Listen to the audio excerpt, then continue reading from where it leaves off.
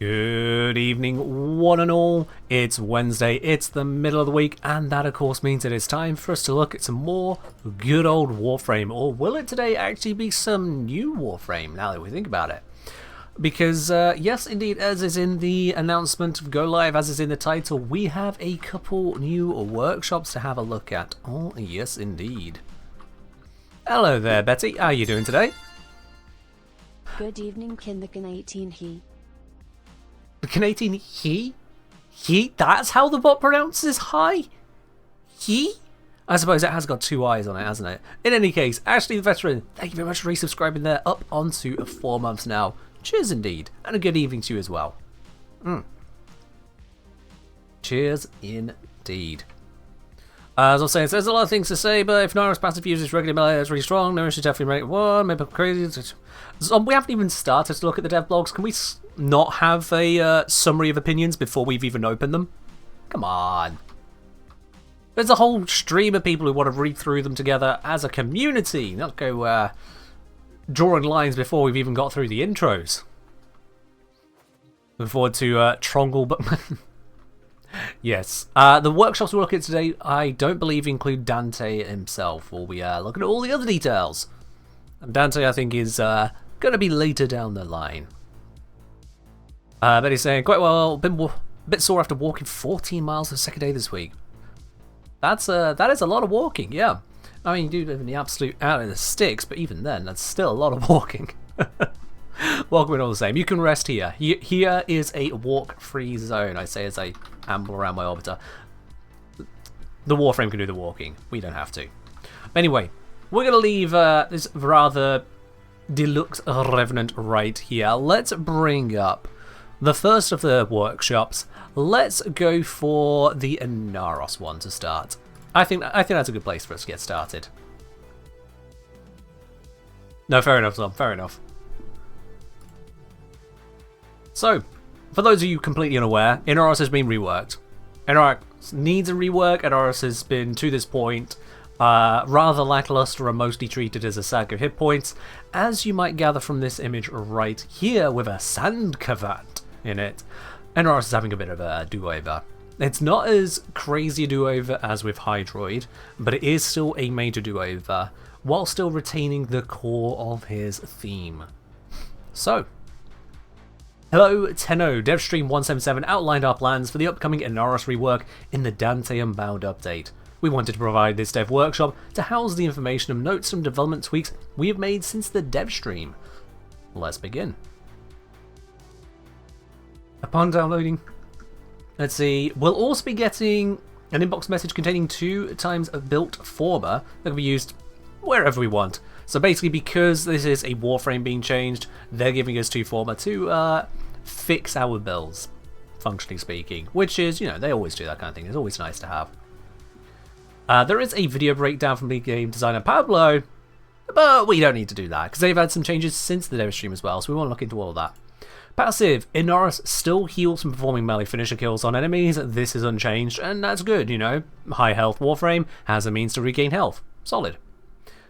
Inaros' special bleed out state, where he could pull enemies towards the sarcophagus and leech their health, has been replaced. When Inaros dies, he turns into a sand version of himself with normal movement and a melee attack. Land a certain number of hits on enemies before time runs out in order to respawn, but the more often you die, the more enemies you have to kill. Notably, it doesn't say how many hits, and it's not level scaled. It's just hits. That'll need some testing whether that means successful attacks or successful hits. Those are 2 different things, as we've noticed with Tenakai. But yeah, we'll have to see what that really leads into there. Hello, Derpy Dude, how you doing? Hello, Hatari. Going on from that though, that's just the passive. Desiccation, first ability. Does it count Exalted as a weapon? What Exalted? It's Inaros. Gruga, it's Inaros. What Exalted?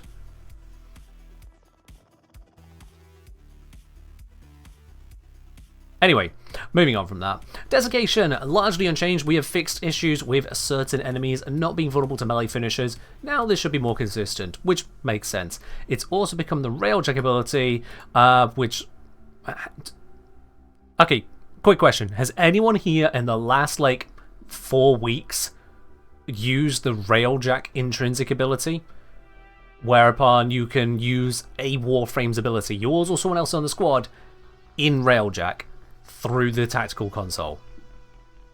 Has anyone in the last 4 weeks done that? So I'm saying I do with Protea. Have you done it in the last 4 weeks? Doubling up on Dispensary is pretty good. It's an option.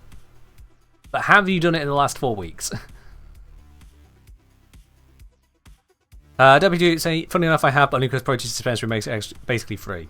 Right. So I'm seeing Protea for just more energy. Turning energy into more energy button. Yeah. I'll be honest with you, I almost never actually use it myself. Almost never. There you are. Are Warframes supposed to survive level cap when they are being designed? I don't think level cap is really a consideration, EX. I really don't think it is consideration. Warframe doesn't exist at that level. Instead, there are missions which scale endlessly, and so by an extrapolation of systems, people can end up at said level. It's not really a design aspect of it.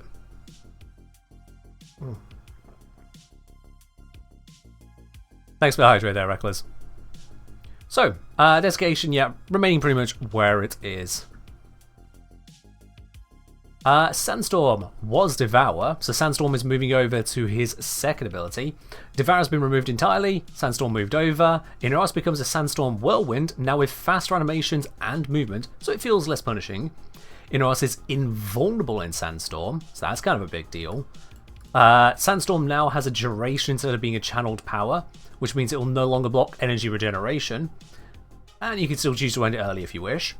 Instead of throwing enemies around everywhere around level, it drags enemies beneath your feet so you can use melee ground finishes if you choose. And Inaros regenerates health per second for each enemy held in his Sandstorm, so it's an invulnerability and healing ability, as well as hard crowd control on vulnerable enemies. That's kind of huge. That is kind of huge. Bro saying time to remove the scariest part of Inaros' D&D kit. Yeah, that's yeah, I don't know how I feel about that. I'll be quite honest, I don't know how I feel about that. For those of you unaware about the ongoing D&D project, specifically Inaros within that, when I designed the Inaros monster to match him with the Inaros Warframe, I took the devourability and went, well, you know what, this just isn't good enough in Warframe standards. Oh, look at that, they removed it, so I was right.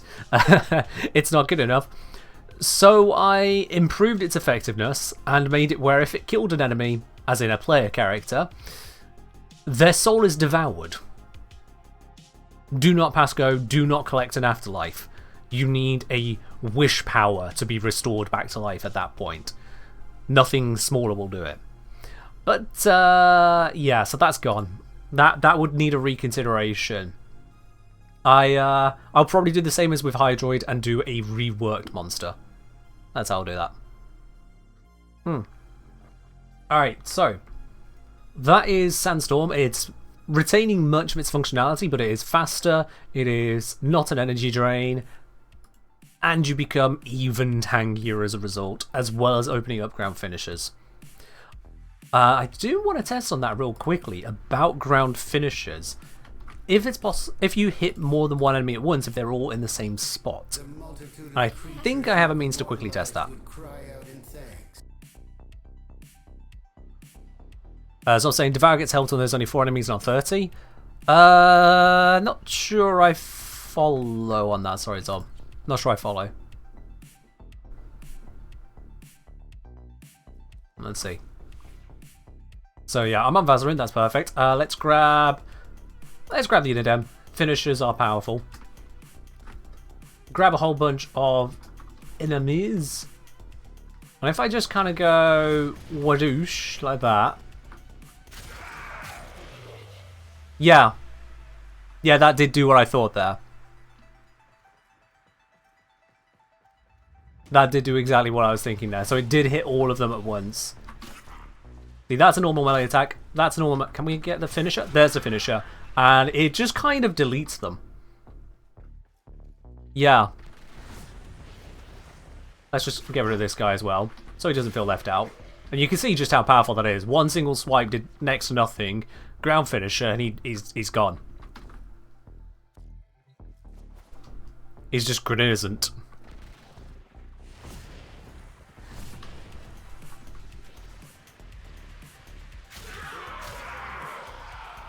So that took out... Oh, that took out all but one of them. Somehow this one survived. That's fine. He can bleed to death. Actually, I don't think he's going to bleed to death, is he? There we go. That got rid of him. Okay, yeah. So, with it grouping up a whole bunch of enemies into one spot, similar to the Vazarin combining ability there as well, that does mean that the ground finisher effect is going to be lovely. You missed ground finishers as Drifter many times. There's a point. Can't I just activate it from Operator? Okay, still did a normal melee attack before going into the finisher there, but we got there. And yeah, I've killed all but this guy. Is he, There it is. Dead. That'll do it. That'll do it. Ground finishers now count as actual finishers, things like arcane triggers. Yep. So that does mean even more healing. Yeah, absolutely. In fact, with the amount of damage that we deal with finisher attacks, that should probably be a full heal. Does it say on Inaros how much he heals from it? Let's see.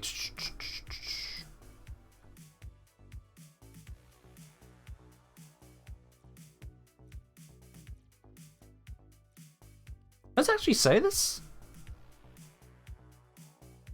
Hold on, does it actually say anywhere that he has the passive?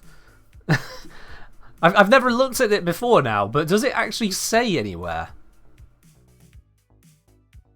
Allies can help Inaros resurrect, no. Cast Desiccation, then use melee finisher to regain health. That says it's part of Desiccation. Or it certainly implies it. Cast Desiccation while enemies are facing Inaros to blind them, then use a melee finish to regain health. That genuinely implies it's part of Desiccation. Which we know is not true.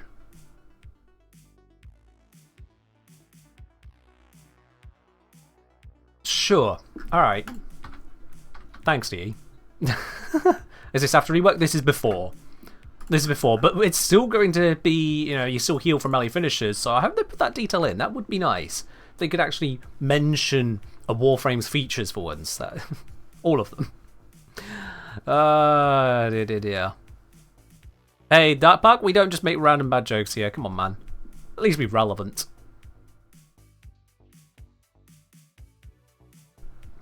Oh, that is weird. Wiki says it's 20% max out per finisher. Alright. So if you get 5 enemies grouped up, you just stab them. That's total health recovery no matter what you were on at the point. That's kind of crazy. That is kind of crazy. Desiccation says 25% lifesteal. Yeah, that's at the damage of Desiccation, not of finishers. Which is itself a different thing. Which is, again, wild. Right. So yeah, that's up to Sandstorm. Then we've got Scarab Shell. So Inaros' fourth ability has been split into 2 different abilities that are easier to use and reflect its 2 main features. Scarab Shell can be charged up by spending health to give you armor. This will have a unique HUD animation. The armor has been increased from 240 to 350 and scales with ability strength.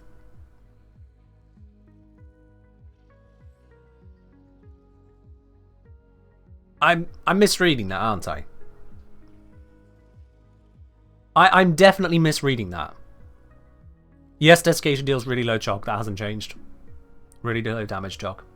Right.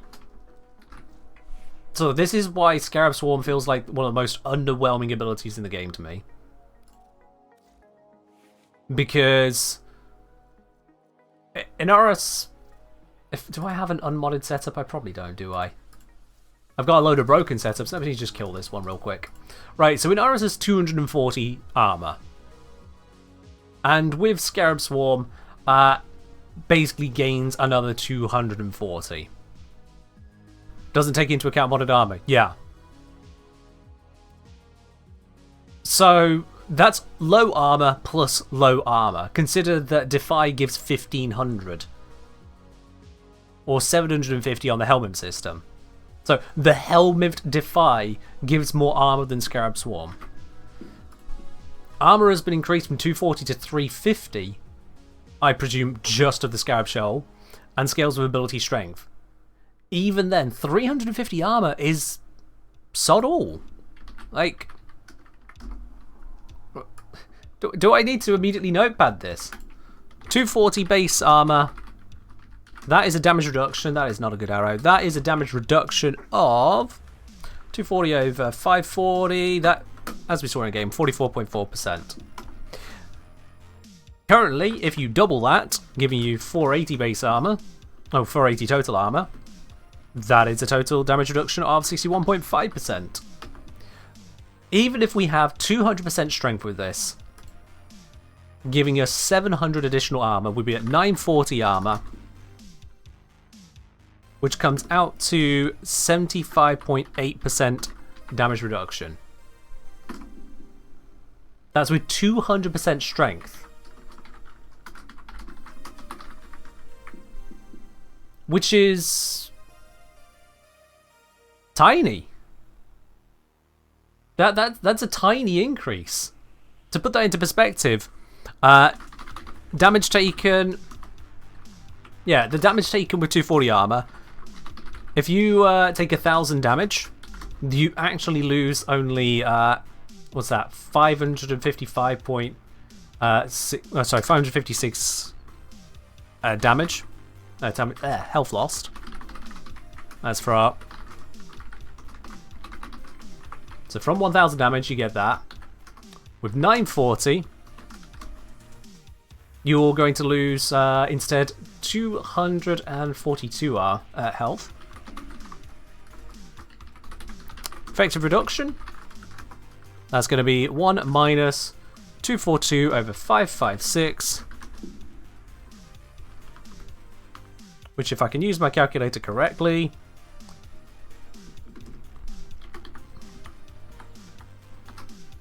%56.47%.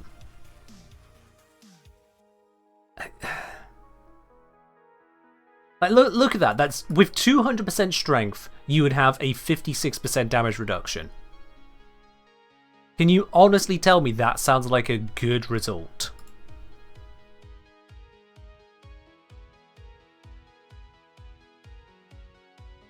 And the Negation Swarm, or mod, has been retired. Its special effect is now part of the base ability. While Scarab Shell is active, hostile status effects are ignored at a small cost to armor.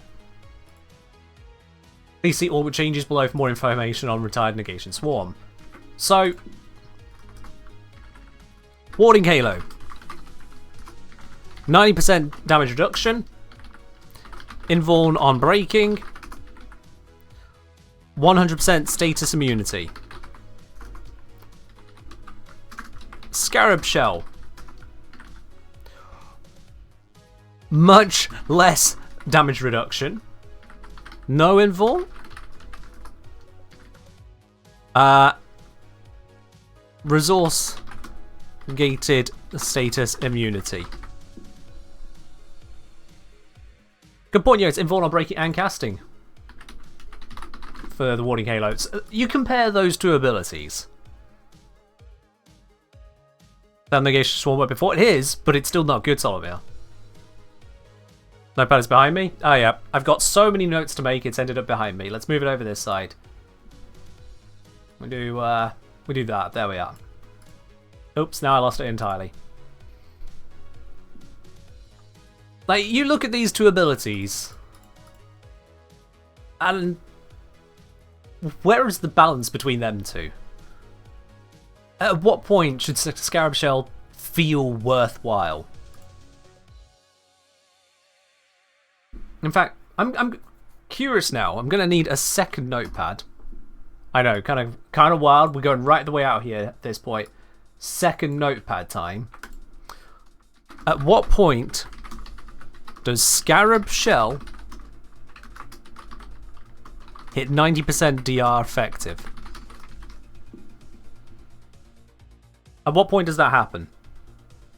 Free spots replace the purpose? There shouldn't be a free spot in abilities, Garugos. That's bad design at every point. If the players look at a set and go, oh yeah, that's the easy switch at every time, it's a useless ability, why make that ability? Bad design. So, at what point does Scarab Shell hit 90% effective damage reduction? It doesn't matter if we were talking about DE or makers of Raid Shadow Bloody Legends. Bad design is still bad design. So, the what we have at the moment is yeah, we got the base values, we got the amount that's get added by armor. How does one figure this? What I'm looking for is 1 minus 240 plus strength times 350 divided by 540 plus strength times 350. We want that.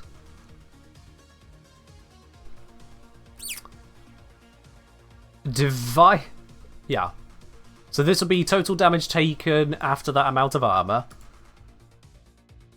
Divided by, again, 1 minus 240 over 540.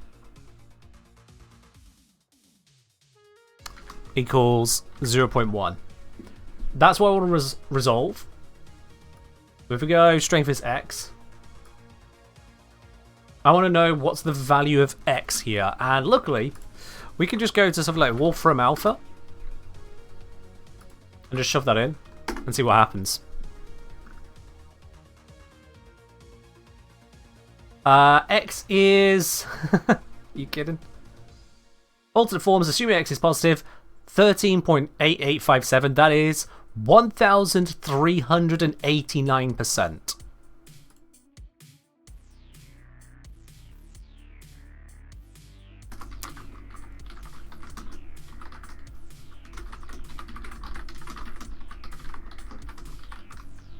That's what it's suggesting there.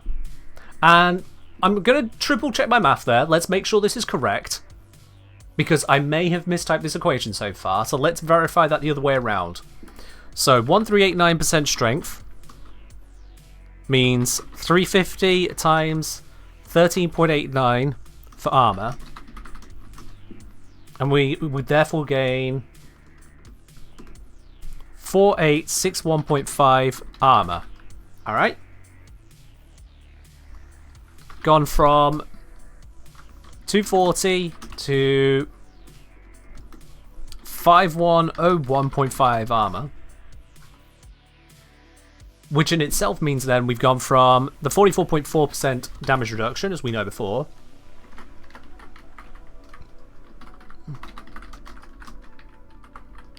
So this then, just run that through the numbers, 5101.5 divided by 5401.5, which is how you figure out armor damage reduction, comes out to, yep, I've done it correctly, 94.44% damage reduction.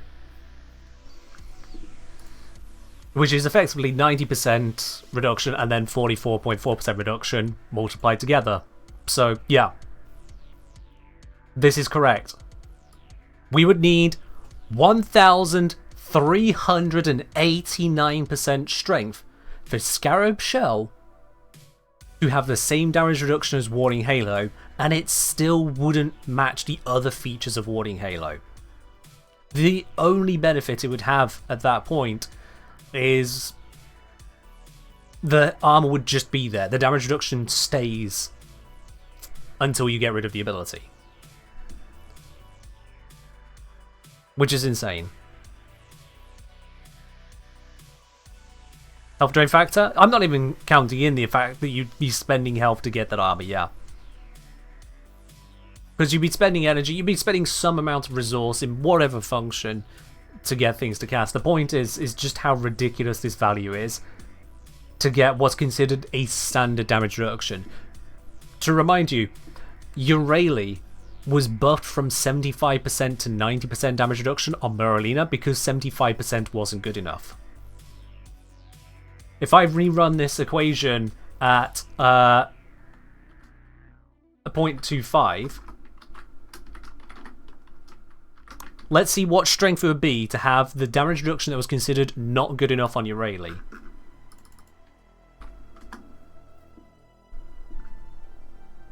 That is 463%. That's what that comes to.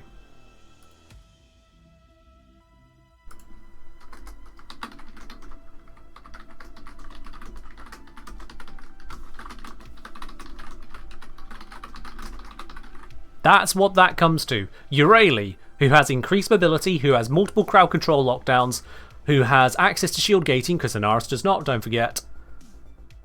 That was considered not enough for Uraili. And Inaros would need 463% strength to match that. Yeah, and very true, F-King, yeah. Uraili just jumps onto Merlina, there's no cost to your health, you don't wait to cast it, it's not a charge up thing, it's just there.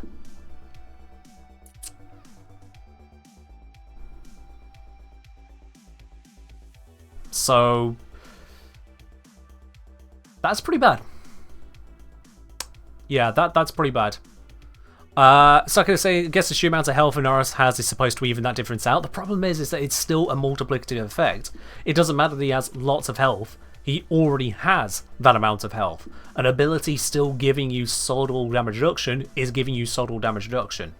In fact, I go so far as to say you might even consider Eclipse over that, because not only do you have access then to 75% damage reduction straight up, rather than getting all of this strength first, it'll be cheaper, it'll be quicker, and if you don't need the damage reduction, you switch to a damage bonus. The only downside is not having the status immunity, which isn't that big of a deal, honestly. There's usually only a couple status procs you worry about in any given circumstance, you can mod around that.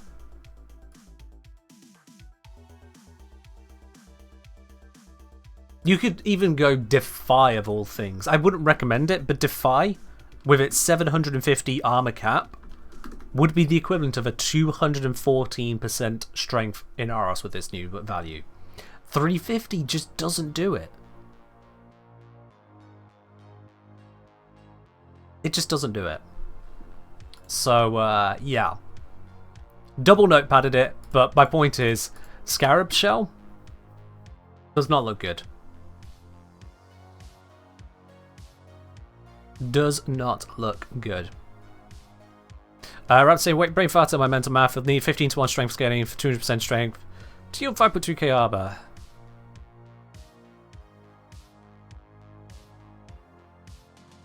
Not sure on what numbers you're drawing together there, mate. I just went through the main numbers. You just only have to divide up what I'm showing there. Anyway, point is, this is very, very weak. The armor bonus here is almost a trap. Warcry.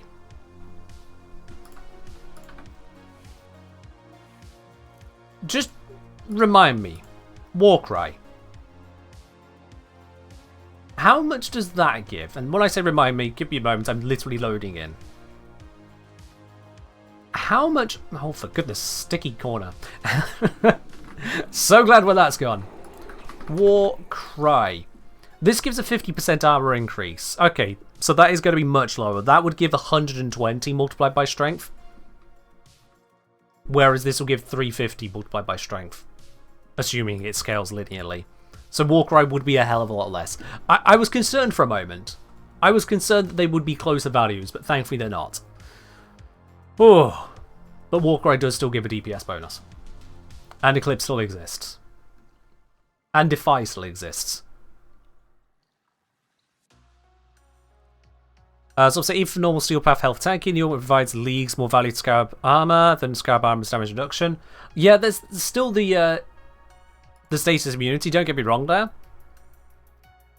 It's just that the armor is so piddling, and then it also consumes the armor for it. It's like, wow, okay.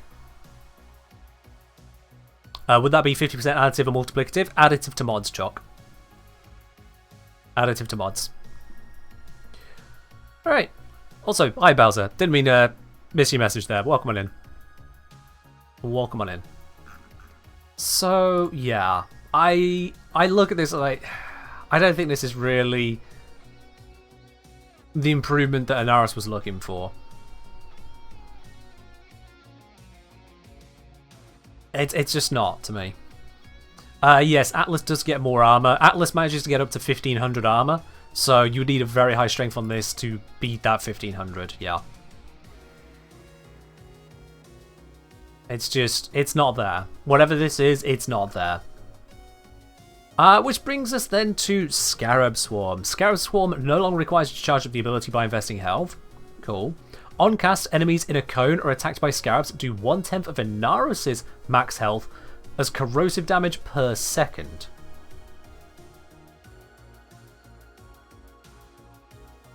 See, I knew things were going to scale on health.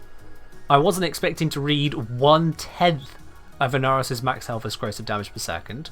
Okay, we'll see what they're cooking here. Enemies that die while affected by Scarab Swarm turn into a Swarm Kavat. Maximum 3 of these, but can be increased to 5 with the augment. Swarm Kavats can move and attack independently, and their attacks cause additional enemies to be afflicted by the swarm. Okay.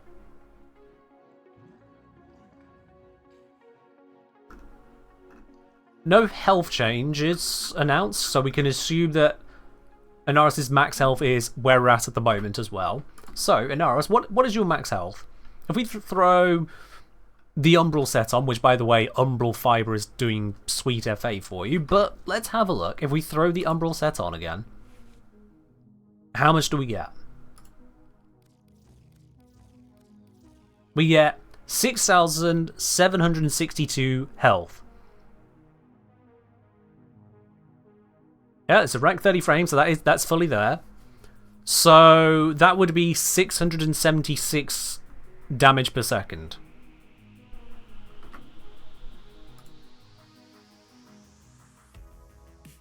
$676.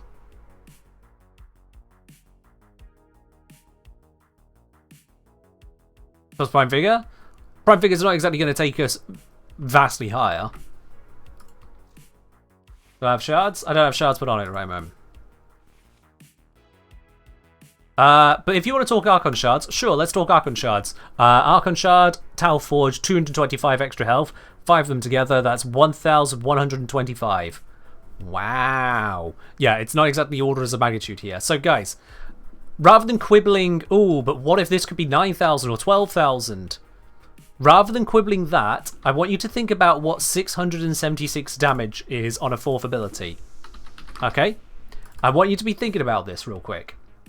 I want you to think about just how good 676 damage is on a 4th ability. When we look at something that starts with 2,000, infuses to make it 4,000, and then doubles with every additional status on the enemy. Doubles. Or if you don't like looking at something that has math to do in your head, how about just here? When we consider 676 to Rakali's cavalry with a defense reduction and 30k base.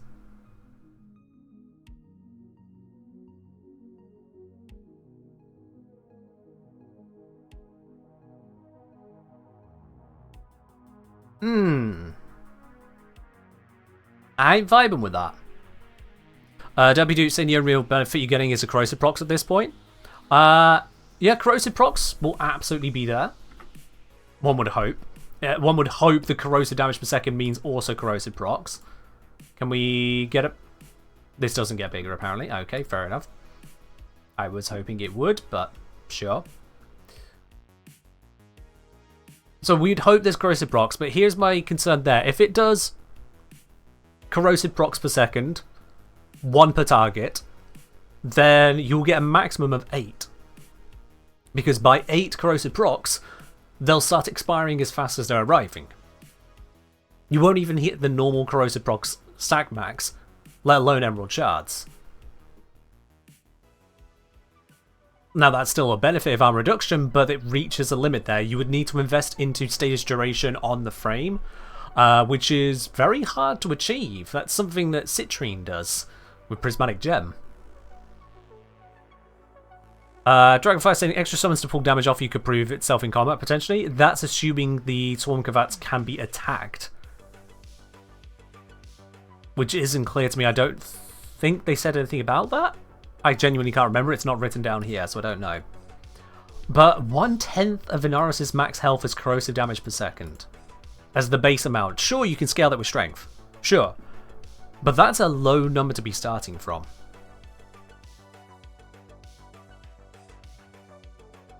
Mizu, also Lavos is passive and Saren's passive, if you're talking about passives, but... Oh yeah, you mentioned Saren, but Ash, Saren, Citrine, and then there's Lavos. But only Citrine can be applied to Inaros, and that's a team Citrine, you can't subsume it. The others are personal passives.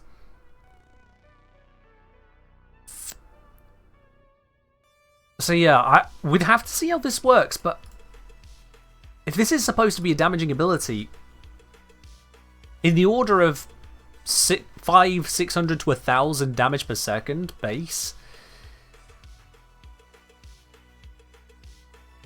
I don't know if that's enough to get me excited.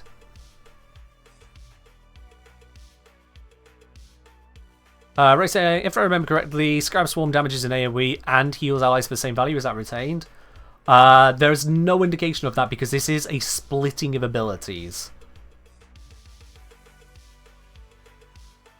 So that's not clear.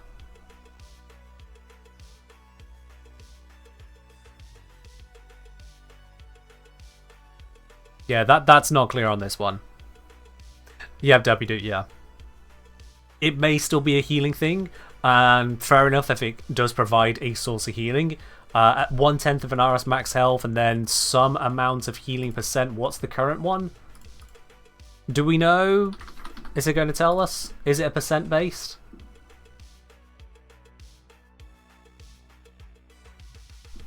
I love having to refer to the wiki to learn basic functional numbers. Inaros, Warframe. Inaros page. Abilities. Scroll. Scarab Swarm. Let's see. Healing.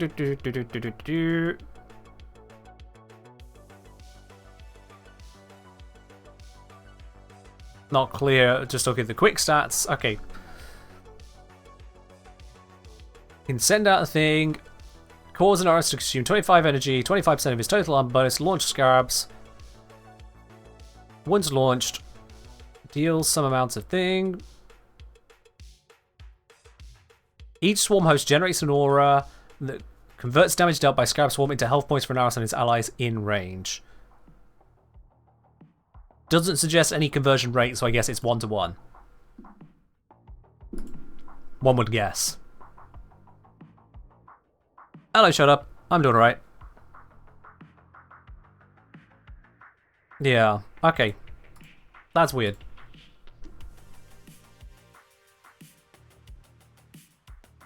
So, we can guess that maybe this is still going to do that, and if so, that means that Inaros can potentially get massive amounts of healing from that, which would be cool. He does already have a lot of healing options available, but this would be a more passive healing around him, whilst he then continues to be slightly armoured, invulnerable, or in the middle of finishers, which also leave you invulnerable. And also heal you.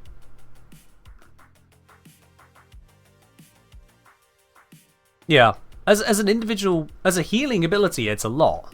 It is a lot. You need to be in the zones, but that should be a lot, yeah. Assuming they're keeping the healing. That would be a hell of a lot. Currently, the damage output would be... Yeah, currently the damage output is 200 per second. So we're looking at an increase in damage output on that, somewhere between 3 to 6 times, depending on your mod setup. Having ridiculous amounts of health may or may not be necessary, but that's what we're looking at. But yeah, Inaros is still susceptible to one-shots, eventually Umbrella. That would be the issue there. So you'll either be able to heal up or get one shot. That... God, the design situation for that is actually kind of staggering the more I think about it. A Warframe which, if it's healing at 1-to-1 of the damage it's doing... Oh, for goodness sake, I hate that that quote pops up when I'm trying to select things. I'm just trying to select a highlight. Can I turn off that quote selection thing? Right, anyway.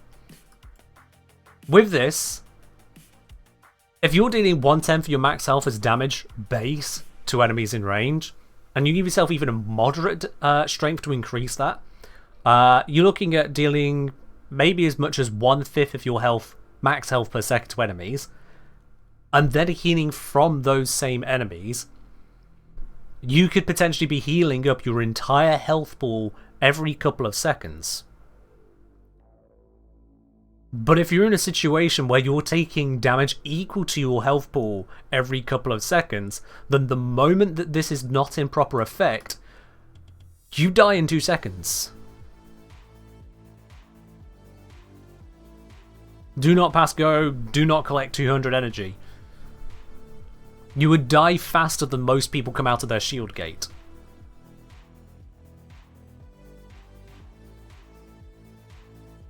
Which is a curious one. Hey, you're able to survive absolutely everything until one-shot territory.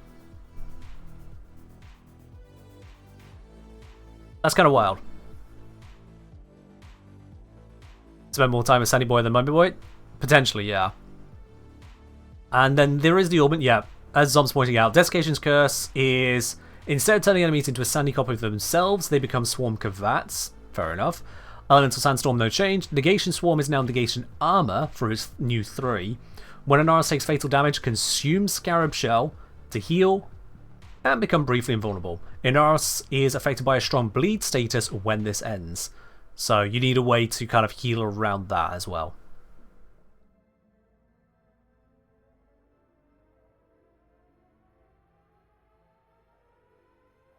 You thought Shilgate is dead? What? You thought wrong. Yes, Ray. Arcane Deflection may be absolutely huge for this. You're very right. Arcane Deflection may be huge for it.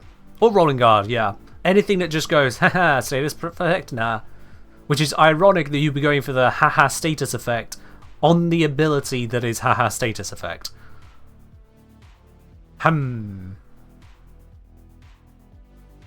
Or just Tornado. That is true as well. You could just go invulnerable. You can use Vazarin Dash. You can use pretty much anything you damn well please, quite frankly. There's a lot of ways to throw away pesky status procs that it's not really a concern.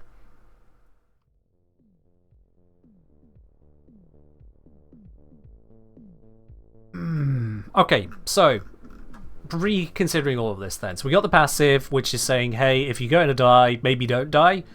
It looks like he's having to do a lot of hits there, by the way. Just looking at that.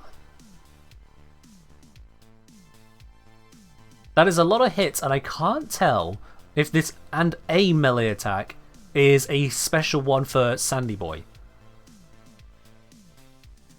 Perhaps suggesting not being moddable. Not being our melee weapons. And certainly potentially ruling out things like Glaive Prime or other glaives just AoE nuking loads of hits. I'm curious to see what the condition is on that. No numbers, so we don't know. But I think it mostly comes down to Desiccation means finishers. Finishers mean health. Sandstorm means grouping enemies, invulnerability, healing, and opening for finishers, which means health. Scarab Shell is status immunity with token armor. This is, dare I say, this is basically just Corvex's ability but worse. I'm going to go that far and say it. It's Corvex's ability but worse. Which is impressive, given that Corvex's status immunity ability isn't exactly a good one. This one you need to charge up. This one you need to spend your health. This one only applies to you. This one has a more nebulous decay over time of its thing, so it's reducing your tank by using said ability. Only picked up by the ornament to make it an actual inform.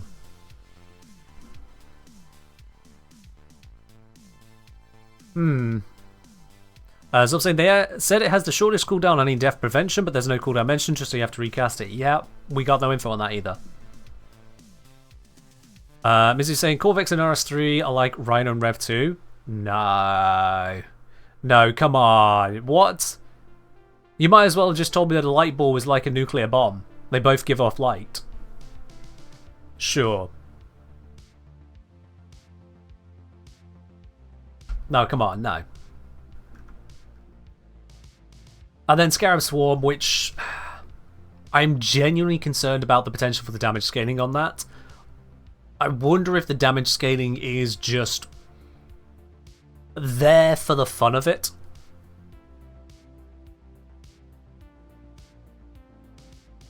Oh, I see Mizu, right. So Corvix versus an RS3 is like Rhino versus Rev 2. I see what you're going for, okay.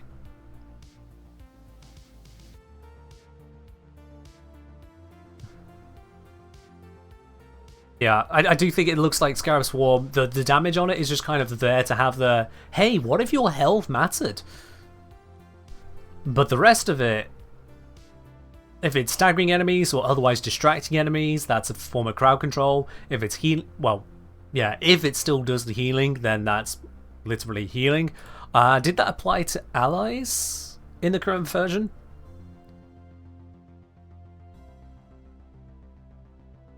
Turns into health Inaros and his allies in range, yeah.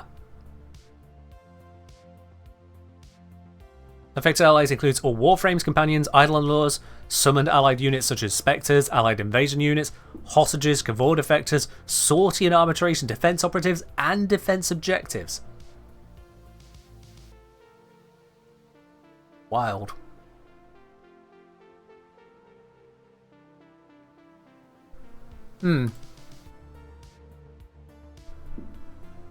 Dragonfire said, I don't like the idea of Inaros' passive negating an Iro's death prevention. I would like if the two worked together. And I'd like this idea for Sevagoth as well, where your passive isn't an override, it's an addition. So if one fails, you then also get time to use the other. Yeah. You have a subscriber badge? Well, if you didn't do it yourself, someone gifted it to you. You should have a notification at the top of your Twitch.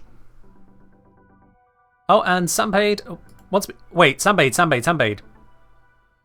Sambade, yo. It's been a while since you've been in the chat here. You can't just time out yourself like that. We need a word, you and me, because I owe you an apology. And yes, I've been waiting since, what was this here? 18th of February to pay you this apology. I timed you out for half hour back in Feb, and it was completely uncalled for.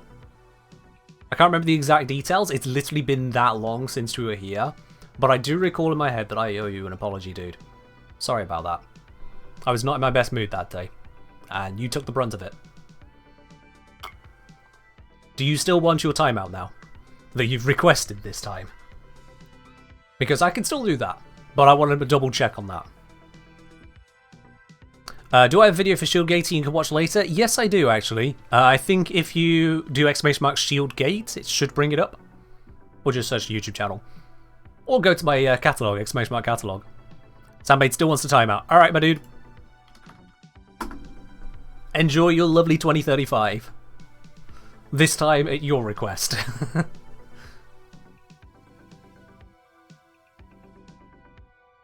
Alright. Feb 28th, Athlia got you the subscription. There we go. You got one of the Athlia bomb. Because Athlia dropped one hell of a lot that day. Okay, so, overall opinions. Looking at Inaros as thorough as you can here. The devil is still in the details. How exactly Scarab Swarm especially functions. The devil is definitely in the details. Inaros doesn't look any less tanky. In fact, technically he's going to be more tanky with this. A lot more. But it doesn't do anything to fix his one-shot.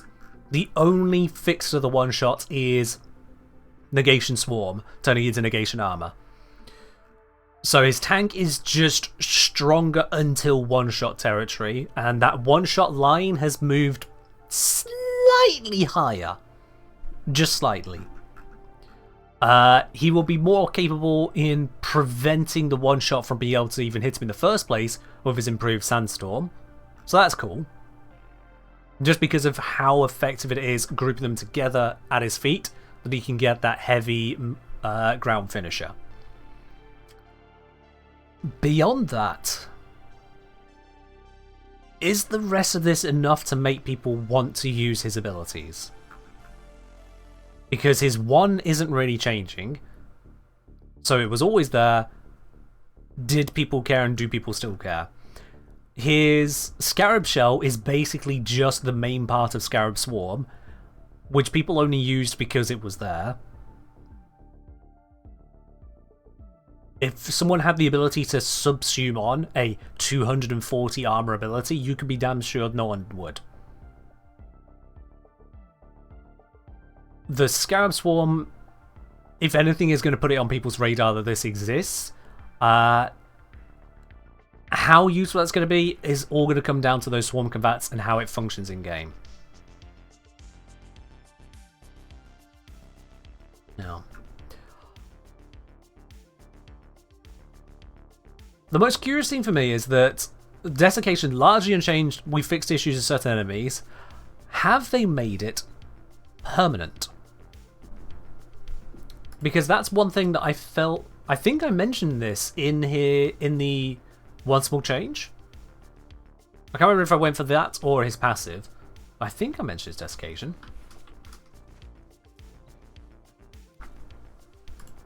We just drop down to the sim real quickly. You are a true hunter. Where would the sanctuary be without you? You've watermelon Inaros. Fair enough. You can see yourself using Swarm fairly often with the radial heal. Yeah, it depends on how well placed it is versus you just wanting to kill the enemies. But with this, actually, you know what? For better dem, let's take off Pause AI, but also turn on invisibility. So I don't need to see the heal, I just want to see the finishers, and that means genuine. So yeah, we get the finisher there, get the finisher there, cool. You can see these guys are affected. Yep, cool. Can I still finish you? No. No, I can no longer finish her. Do that slam again. There's the finisher. We'll leave that guy until he starts shooting me. Nope, he's blinded. Okay, there we are. So it is the crowd control through blinding them, which is effectively our defense here. Well, no, effectively it is our defense here. Oops, I ran out of energy. Said no Inaros ever.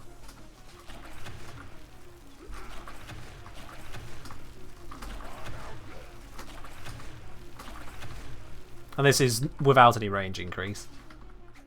For the duration of while they are blinded, they are open to the finishers. Once the blind is gone, the finisher is gone.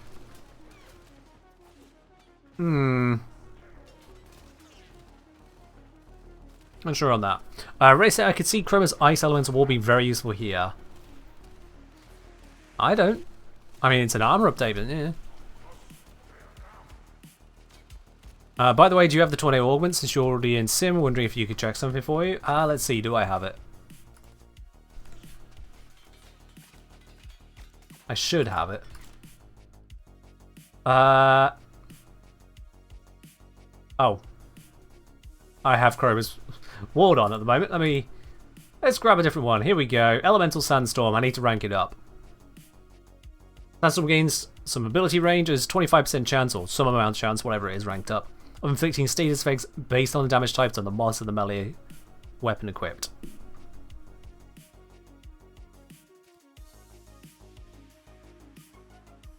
So what's your question there, Zom?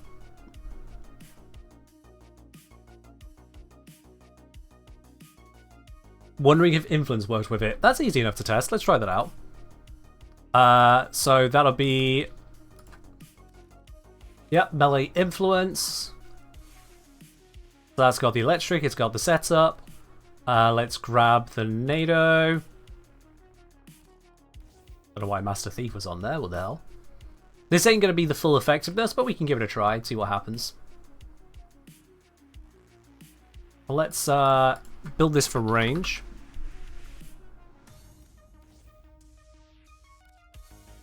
There we go, and just kind of see what happens here. Drain per second, 17.5. Lovely. I love running out of energy in a few seconds. Why were they all over there? Alright, that's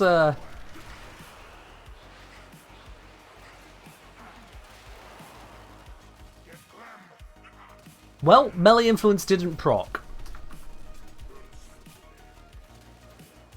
I'm going to try and proc it natively.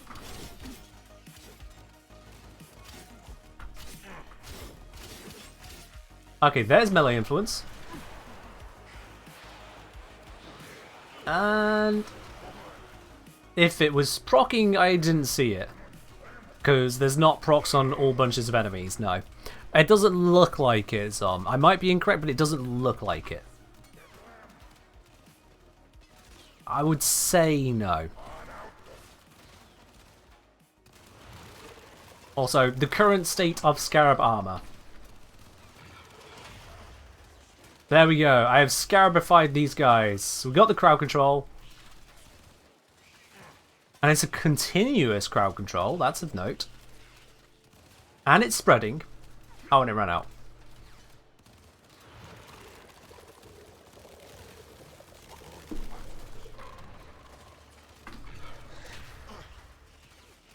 So we can see that beginning to heal me, beginning to get the spreading on it. Gaining the hit points. Yes, I'm invulnerable at the moment for sim purposes. It's got the spreading, it's got the healing, and it's run out again.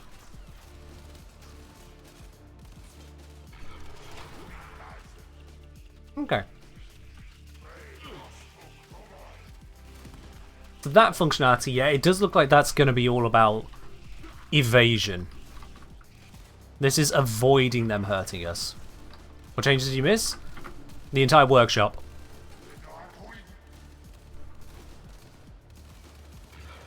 It does look to me that's going to be the focus.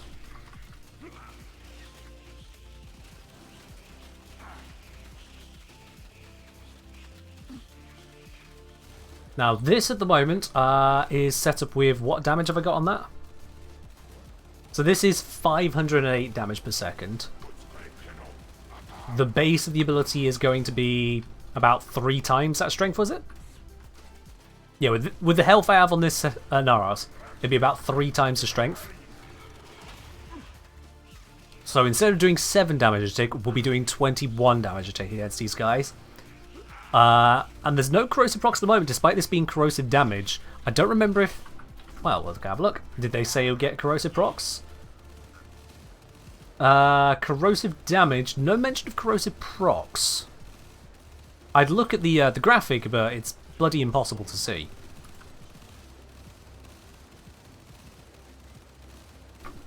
So when I express my concern about 600 odd damage per second, this is why. Inaros doesn't have an armor strip. We'd need to subsume one, and I'm going to guess, honestly, that the best solution is probably to put it on over his new 3, because his new 3 just looks terrible. Oh yes, I remember that now. You're very right there, Mizu, yeah. Pablo did say it did a corrosive proc at the end, so if we just watch that for a little bit, let it run its course, get rid of that. Wait for it to run out. No corrosive proc. Okay, I don't know what Pablo was smoking on that one. Yeah. But now do each tick, no mention of stage chance. Right, okay. So yeah, maybe it should. Maybe it should do the corrosive. Even then it's going to be somewhat limited, but against... Let's see. With 8 corrosive procs, what do you get to there? You'd have 26 plus 7 times 6. You get 68% armor reduction. which is not terrible. It means that against very heavily armored enemies, which these are on Steel Path, so they'll be very heavily armored, you'll be looking around about triple damage. On top of the triple damage from the ability increase that we're seeing, that 7 damage would go to about 60 odd damage per second.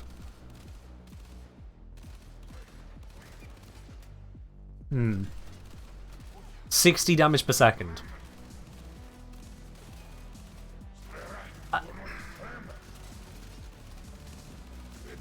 I mean, I don't know how amazed I am about that. It does seem like it is pretty much entirely a healing and crowd control ability.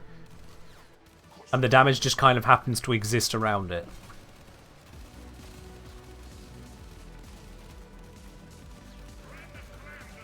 Let's go for a more star charty Steel Path level.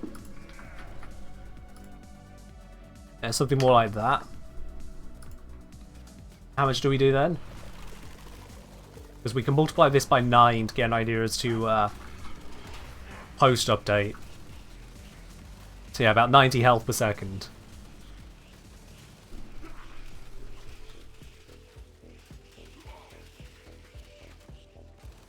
I mean, don't get me wrong, that's gonna do a lot of damage in Star Chart tiers. That's gonna scale painfully well. A little bit of strength and just putting it out there, it's spreading, Sangavats nomming on enemies. Depends on how long it lasts on them. On cast, enemies in Kona are attacked by Scarabs that do 1/10 of Inaros' max health as corrosive damage per second, duration not stated. Okay. Is duration stated on this one? Duration 10.8. Okay, so I've got a slight reduction on that. Base 15 second duration.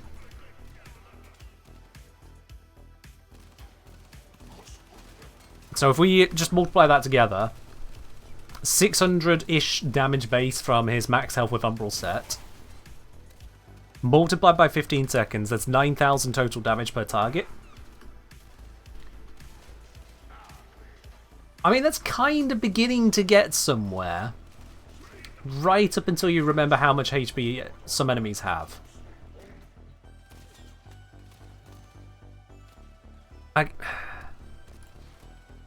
I'm honestly not sure how I feel about that. I guess, again, I'm still focused on the damage aspect when it's only one part of the ability. We grab these guys at level 130 Steel Path. They're going to have 35,000 health. So we need 400, nearly 400 strength. Maybe 350 strength to kill them in a single cast, and then that'll be over the course of 15 seconds.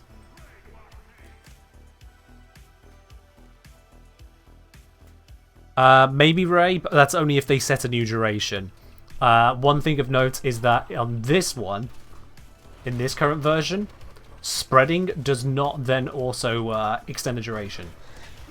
You see, that guy is affected first, and then this guy is affected a little bit later.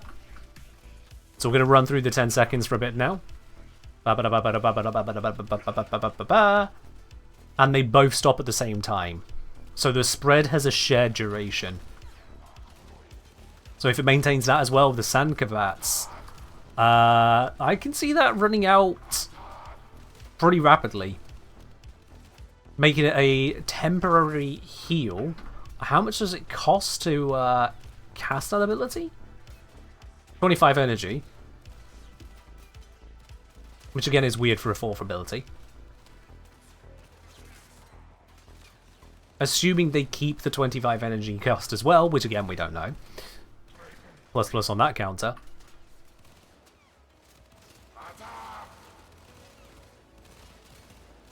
I'm not sure. As it is now, 25 energy and 25% Scarab armor, yeah. So I'd imagine they'd remove the loss of Scarab armor bit, because that's a different ability now.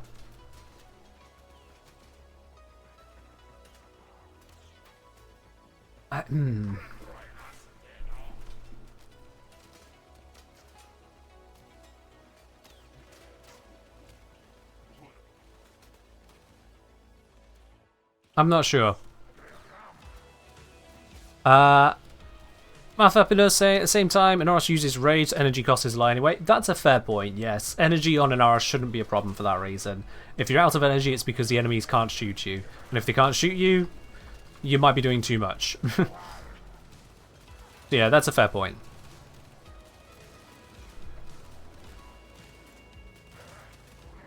I mean, with those kinds of numbers, 600 damage per second for 15 seconds, that's 6,000 base health being used. 9,000 damage over time is going to tear through a lot of basic enemies. If we go for something like, say, ooh, I don't know, a elite crewman. What level do they have to be that we get a combined shield and flesh, so EHP of 9,000? There we go. So with 6,000 health on Inaros and base strength, on the assumption that it has a 15-second duration on the new reworked ability, a level 78 elite crewman will be one shot over the course of 15 seconds. That still doesn't feel that good. That really doesn't feel that good when you consider that Lavos, with no priming, no anything going on, just puts Toxin onto his floor and casts it, will deal an initial 2,000 flesh damage, enhanced 50%, so it'll be 3,000, and then the status block ticks once and this guy's dead. Yeah. The damage, it's not the worst damage in the game, Banshee 4th. Even hers isn't the worst, but like for something that states it's a damaging ability, it's pretty bad.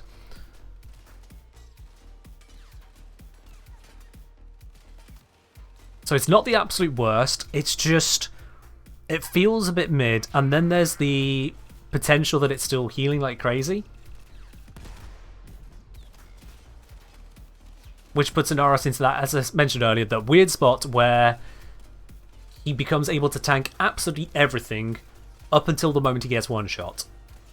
Or if he steps outside of those healing zones, he dies in 2 seconds.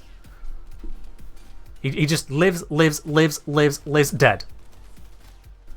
An absolute cliff.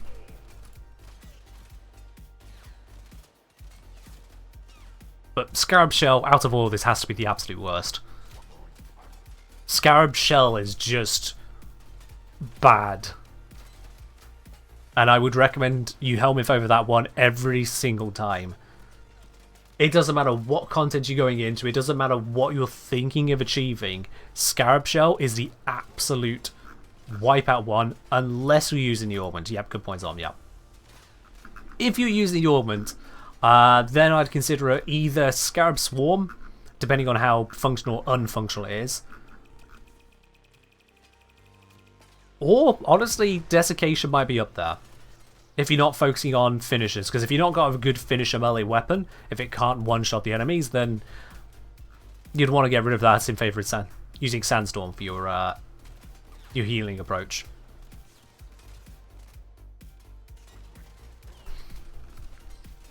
Could replace Scarab Shell with Fire Blast for the armor strip previously mentioned. I don't know if I'd go Fire Blast. I'd probably go Tharos Strike.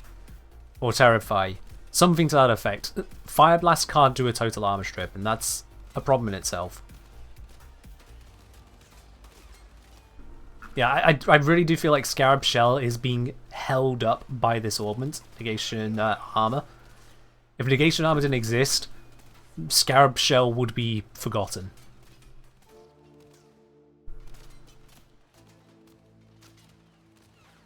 Yeah, Umbrella, yeah. If Inaros had any amount of shields, he'd be able to shield gate, it would give him more sustain potential, and to avoid one-shots.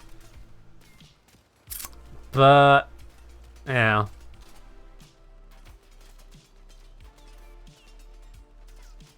It's a weird position where Inaros is almost too tanky, up until he isn't.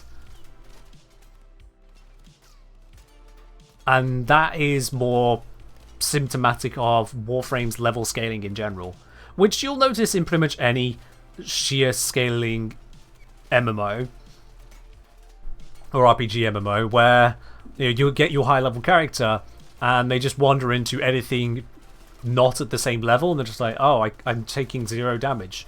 What is this? I can just whittle through everything, no problem. Then you take them to slightly harder content and they fall over.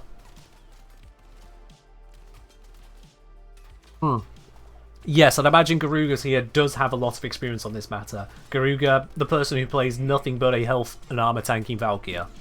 Forever.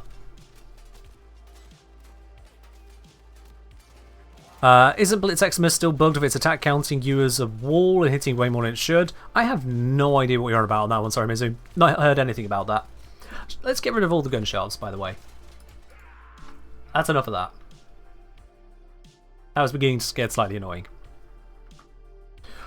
Alright. I'm not particularly excited for this Inaros rework, I'll be quite honest. We'll have to see how the stats come out, how the crowd control aspect of it functions. That's something where even the numbers can't really tell you anything, you just need to play it. But we're just going to have to see. So, let's move on from that. Let's have a look instead at the other dev workshop, which is the general quality of life changes. Let's have a look here. So, there's a bunch of bits and pieces coming from Down to Unbound. Here's an outline of all the bits and pieces, yada yada yada. Loki ability changes. Decoy ability now absorbs 15% of the health and shields total of enemies within range when you cast it instead of having a small fixed health amount. Additionally, Decoy now also draws 15% of enemies within a base 15 meters, scaling with ability strength and range respectively. This should make Decoy much more useful in higher level missions. It can survive a lot more exposure to enemies. Sorry, Decoy now also draws 15% of enemies? I assume that Decoy doesn't break out the sketchpad.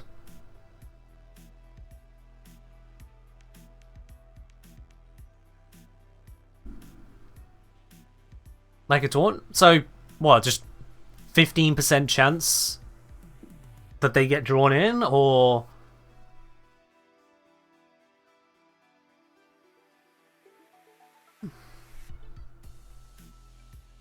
I'm a little lost on that one.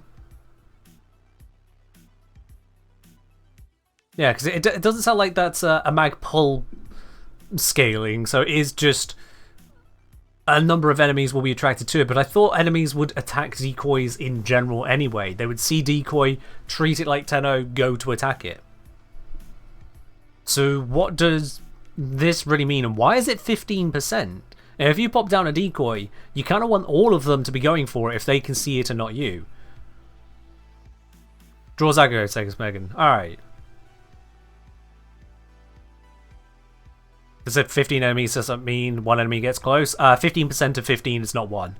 Just a quick FYI there. That would be 1/15. Garrigus, that's the first line you're talking about, but we're talking about the second line. I know it's confusing, they're both 15% and also 15 meter radius. They love their 15s. But yeah. That's... It seems slightly odd to me to have a 15% taunt rate. Especially on a frame that can just go invisible anyway.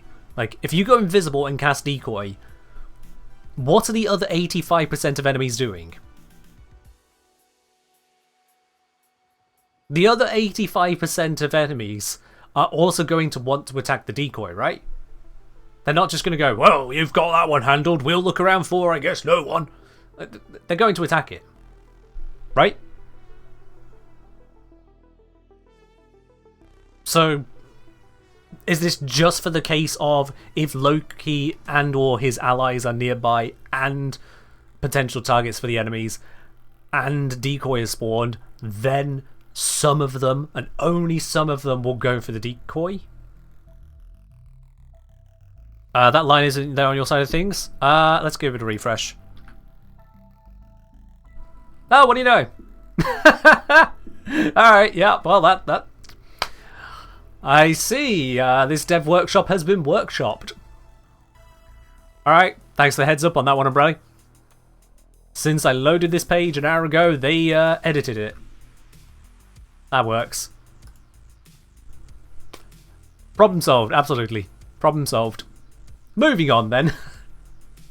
That just makes more sense now. Yeah, it spawns, enemies attack it, it has a bunch of hit points. Now, of particular note, 15% of the health and shields of total enemies within 15 meters, scaling with strength and range. 15% is actually quite a bit of the enemies within range.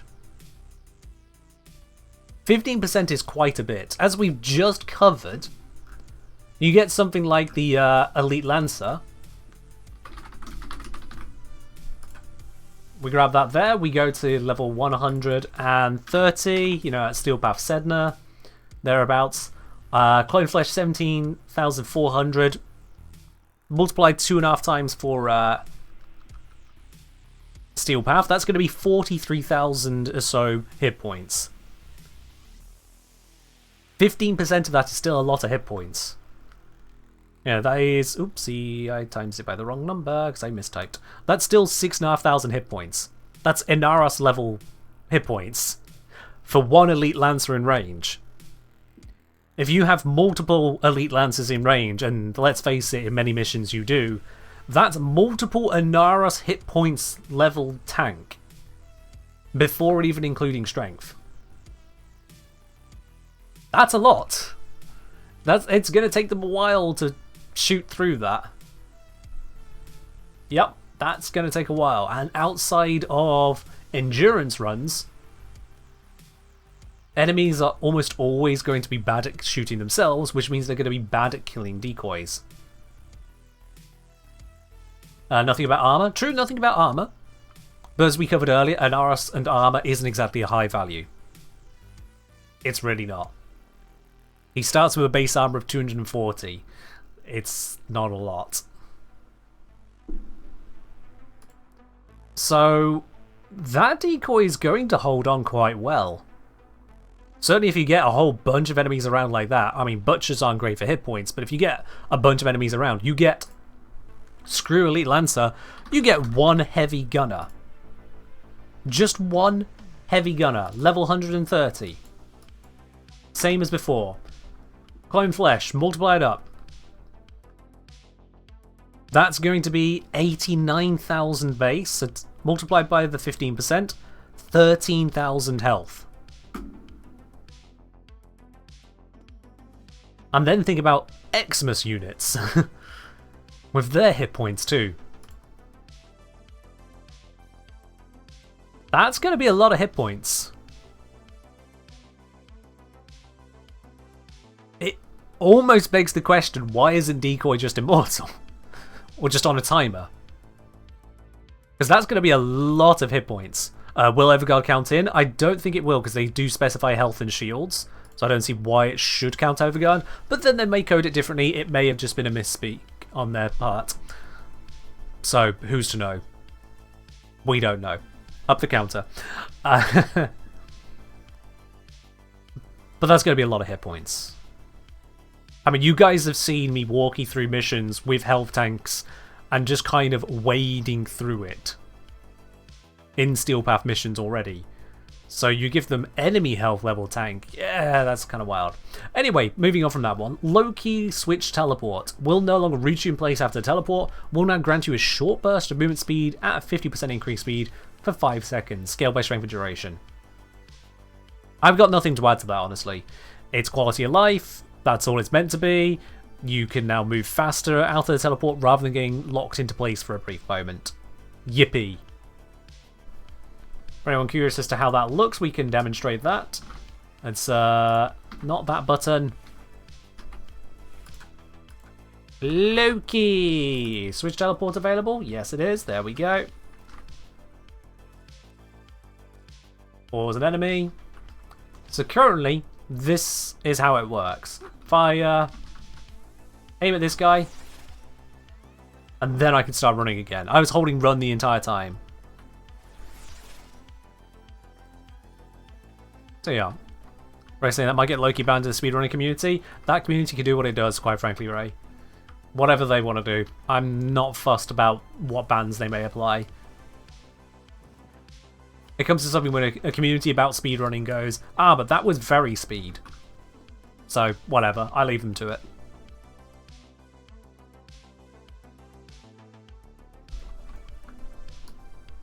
Oh yeah, that's a nice QoL. Nothing more to it, nothing less, it's just QoL. Mirage, Eclipse, and Prism changes. Alright then. Alright. After DevStream 176, we asked the community their preference for adjusting Mirage's Eclipse. As a refresher, Eclipse changes its effect based on the light level, but it doesn't work. The consensus from players was to change the light-dark functionality to a toggle, so that is what we're doing. Here's a look at how this manifests for Mirage's Eclipse. How it works: tapping it, you'll get the damage reduction, hold it, you get the damage buff. Simple. Scaling change: since the ability no longer depends on light level, the buffs themselves also no longer scale. Instead, their maximum effect is now the base, affected by strength. For the weapon damage, it's 200%, and for the damage reduction, 75% at base. The damage reduction cap is now down to 90% instead of 95%. On Mirage, this is, to bring it in line with other damage reduction abilities. Fun fact, that doesn't bring it in line with Mesa, but then Mesa does have a weakness in that melee gets through it. Helminth diminished effectiveness change. Eclipse has been one of the most popular Helminth abilities, so by fixing its unreliability, making its buffs guaranteed, a rebalance was in order to compensate. So the Solar Eclipse is coming down from 150 to just 30%. The damage reduction is instead going to sit at the flat 75. Okay. Alright. That's heavy. That is a heavy nerf, and that's going straight for it. They take a note here about Eclipse over Raw. Raw affects abilities and double dips on damage over time. Technically, just faction in general. If pure damage is the GOAT, one would probably choose Raw. Eclipse can switch between defense and offense for situational gameplay choices. The idea is they're equalish for weapon damage. And you know what? They're not wrong there. Matthews, the 75 is for Helminth. The 90% is the nerf to Mirage, who's currently able to tank up to 95%, but only situationally. So it's still kind of a buff. But yeah, it was always 75 on the Helminth. They acknowledge this much. Lunar Eclipse has not changed. It's right there. You're correcting nothing. Literally put Mirage in Helminth 5 days ago. Hey! Don't worry about it, big surprise. Well, not a big surprise. Don't worry about it. You'll still have access to that ability. Now, the 30% here is going to be better than Raw in various ways. First of all, it's cheaper to cast. Raw is 75 energy, Eclipse is 25, so it is much cheaper to cast. It's got a slightly shorter duration, but it still accounts for greater efficiency overall. It is a multiplicative bonus after all other calculations, whereas Raw is additive to any faction bonus. So if you have the Relay Damage Blessing, that's a faction damage bonus.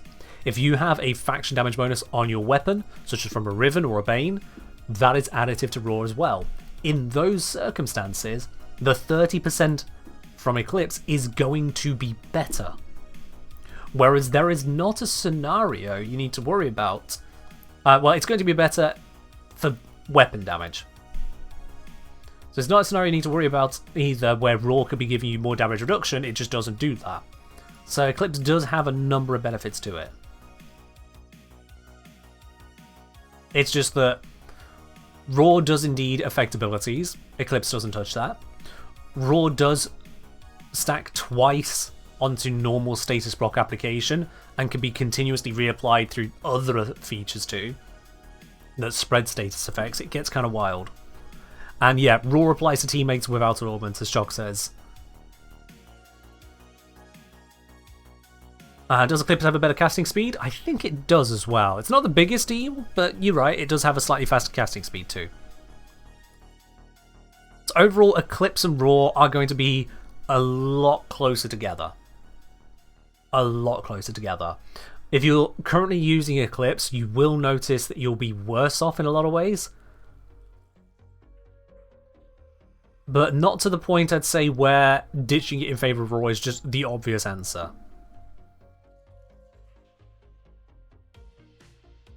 Yeah, Umbrella, I agree. This is a perfect example of something that should say times 1.3 damage. You're very right. This is exactly one of those times because there is nothing else it adds with. It is a multiplier.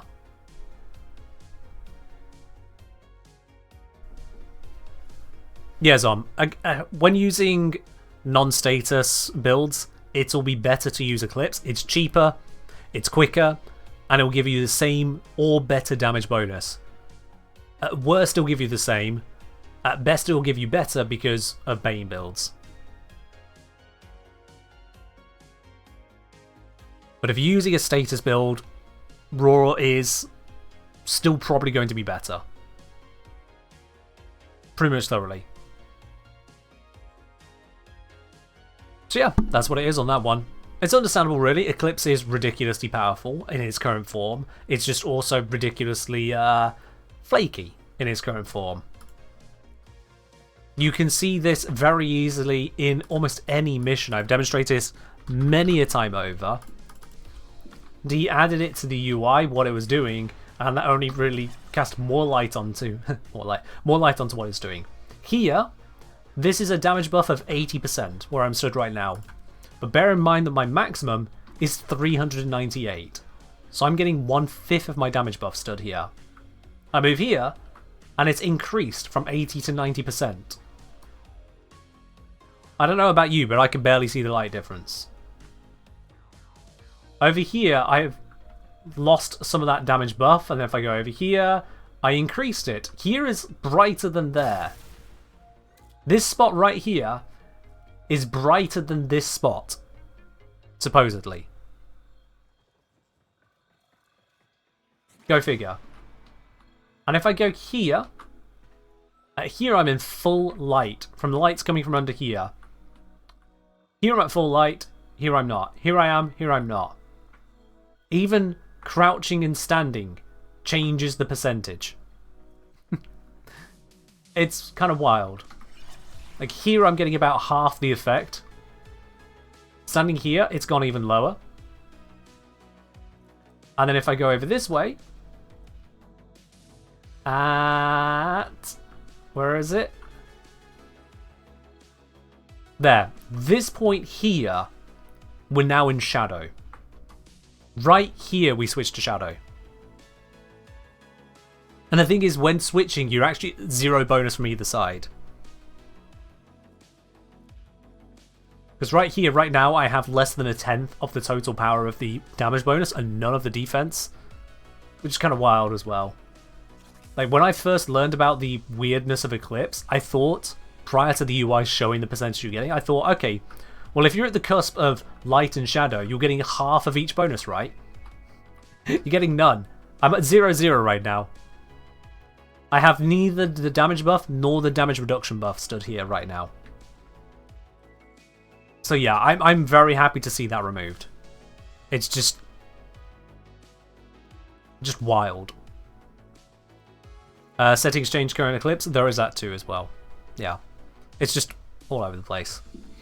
Hello, Ingolf. Welcome on in. So yeah,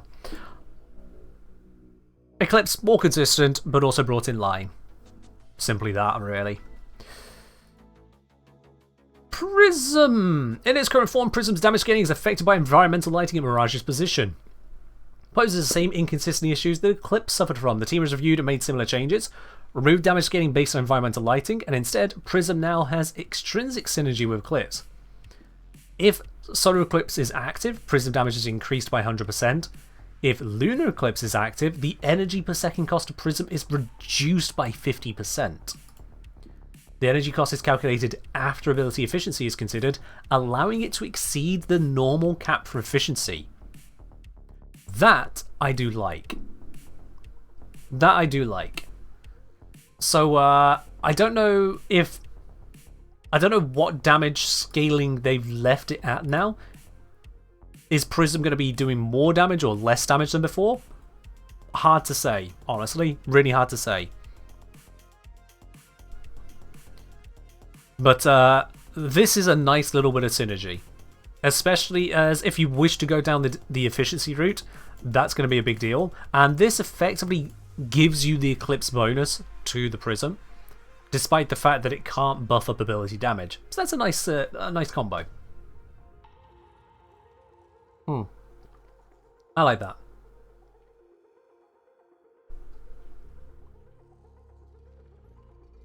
As I was saying, big point is raw builds lose some scaling if using raw. True, there is that. Yes, this does mean that putting raw onto Prism isn't needed. Unless raw would get you to 100% or more. It just wouldn't be needed. That's a fair point, yeah. Kimrezas say, I wonder if you could be able to cast Prism with a cost reduction and change buff while Prism is active, keep the low cost. No, Prism has a energy drain over time. It's the energy per second cost they're talking about. So if we go into the ability here, you can see it's got a cast drain, and they didn't mention anything about that being affected, but it has the drain over time, 10 energy per second at base. That's the bit that's being affected. So this setup here, if I went for that full 30-second duration, currently that would cost me about 5 energy per second or 150 energy thereabouts. That would bring that down to 75. So yeah. Engulf Coil, odd question, but from my use of SH, I'll figure out what that is in a moment, I guess. I've had an error when mass casting it, where the alarms are locking me out. Oh, sleight of hand. Shouldn't it shock enemies from trying to use consoles to lock us out in a tile? Honestly, Engulf Coil, no idea on the full interaction you're having there. It sounds like a bit of a niche issue. If you are experiencing a repeatable issue, your best option is to report that on the bug report forums and give as much information as you can there so D can look into it. I'm not familiar with your particular issue there, sorry. Any primary suggestions for one-shotting Thumpers on Steel Path? I don't actively one-shot Thumpers on Steel Path, so I can't give you a suggestion on that. You might want to look into heavy hitters like the Kuva Heck, otherwise, yeah. Can't really guide you on that one. Duration drain is probably so it doesn't shoot out of sight and keep draining forever if you don't notice it. Yeah. Whatever the reasons, it's just there. It's just there. Okay, so, Gara passive change. Interesting. Similarly to the Mirage Eclipse Prism changes, we realise Gara's passive also relied on standing in light and therefore would have the same issues. Fair point. Don't know why I never raised that myself, actually. When casting an ability, this is a new function, there's a 15% chance to radially blind nearby enemies for 10 seconds. Each cast without a blind increases your chance by 20% until it creates a radial blind.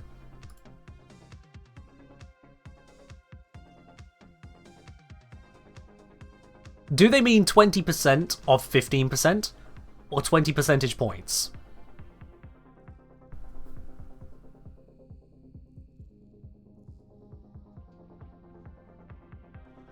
Surely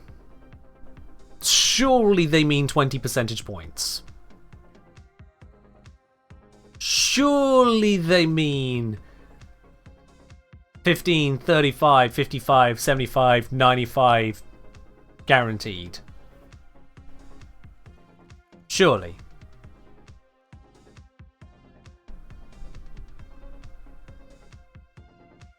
Because it would be weird to increase it by 20% of 15% and be like, hey, we're making it better for you.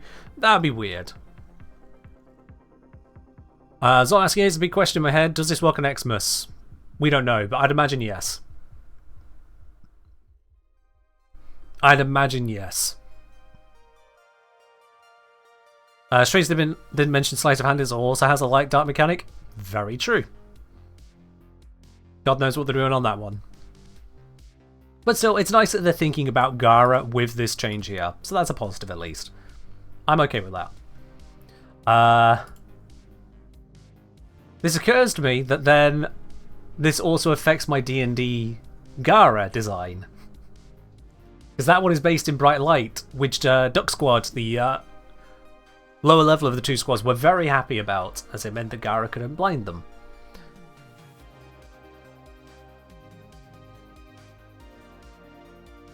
I guess I'm just changing that one then. Yep, I will just change that one. Gara's gonna be stronger! I think I'll just make it that on casting ability, roll a d10, and if you roll equal to or higher than the level of spell she cast, do a radial blind. Yeah.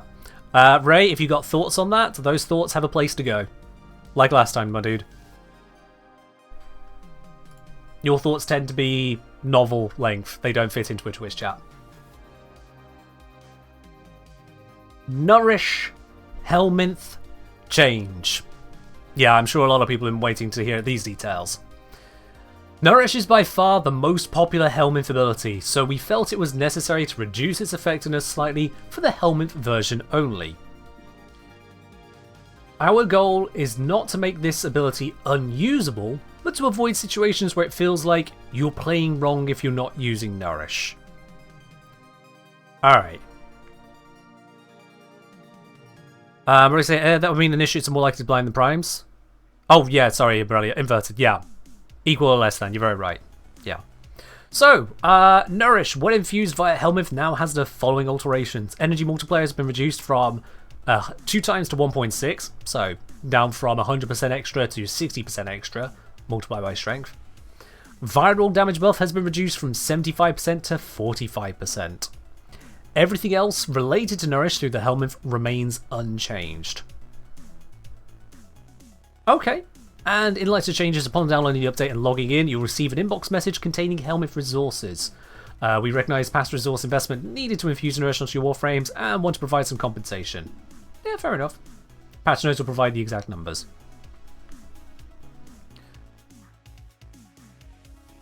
I mean, yeah, that's pretty reasonable. It's just a numerical reduction, so all of the features are still there. It still does Nourish things. That's it, it's still just Nourish. And as Kenzimus is pointing out, looks fine, maybe better, since viral damage won't overpower everything else. That is a very smart point right there. Absolute top shelf cookie on that one. Yeah. One of the issues with viral is having too much, such that you don't get the damaging status procs out. So yeah, that's the energy multiplier has come down. You're going to get less energy from it. You strictly get 40% less energy than you would have done, but that's an interesting point to note there.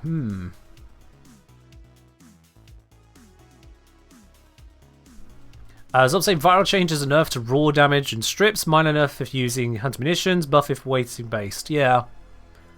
I wouldn't even call it much of a nerf using hunter munitions, like there's the slighter chance that you don't land the viral with your viral weapon. But weapons that can put out viral kind of shit out viral.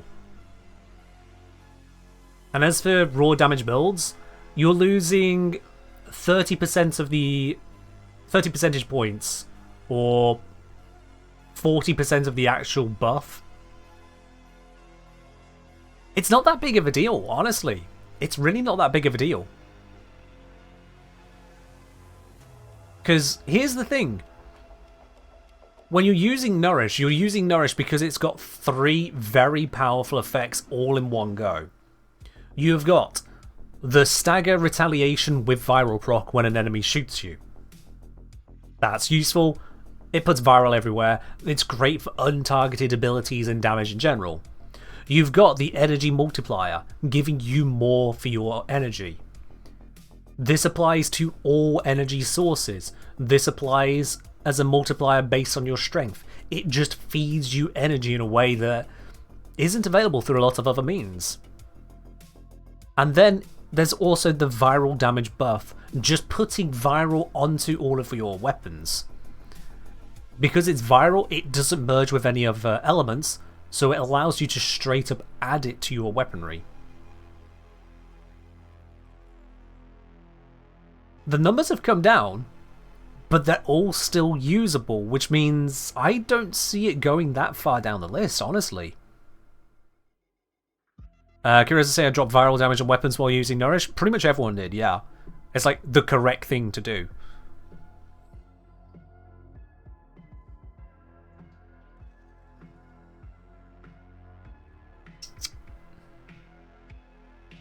Interesting, honestly. Just interesting, yeah. And yeah, I know it was their intent to keep Nourish in a good spot. But honestly, this doesn't change my opinion of Nourish at all. Like, not in the slightest. I don't know about anyone else, but I'm looking at these numbers and it doesn't make me think less of Nourish.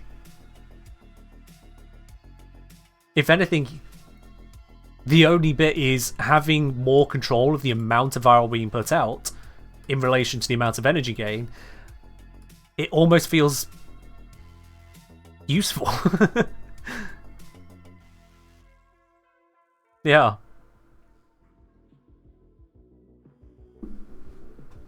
Maybe more people realize Energy Nexus is super slow. It is a pretty slow regen, isn't it? Yeah. Although the flip side of that, Tom, is that it's continuously there. But yeah, Energy Nexus only exists because of Nourish. As outside of Energy Nexus, it's 60% of a wellspring.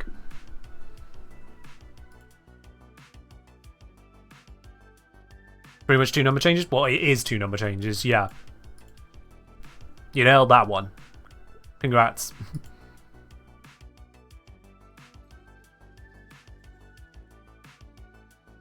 Yeah. I don't really have much more to offer on this other than just it exists. I find myself almost wondering, was it necessary to make these changes? If these are the changes they're going to make, is it necessary to have made them?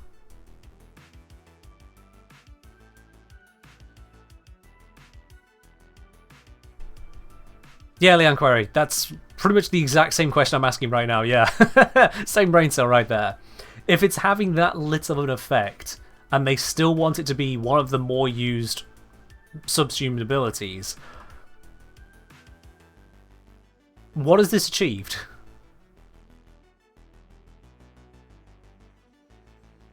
What has this achieved? Yo! TX Pharaoh! Hello, hello to you as well. Thank you very much for subscribing with your Prime once again here. You got yourself that lovely bronze badge next to your name there. Cheers indeed. I hope you're doing well. Ray saying the master's uninformed that we'll see change from original that will now avoid it. Yeah. That's just, I got nothing on that. Still going to be most used, basically nothing. Yeah, it's still going to be right the way up there. If anything, it might get used more now that Eclipse is even less valuable to people. You know? Considering that Eclipse could potentially multiply your damage many times over, and that's also kind of what Viral does, it might even lead to people going away from Eclipse towards Nourish. Just as a buy effect of this one up here. I'm not going to put any money on that, not any bets, no, nothing on that. But there is that possibility we're going to see more Nourish with these helmet changes, because this nerf is much less than this nerf.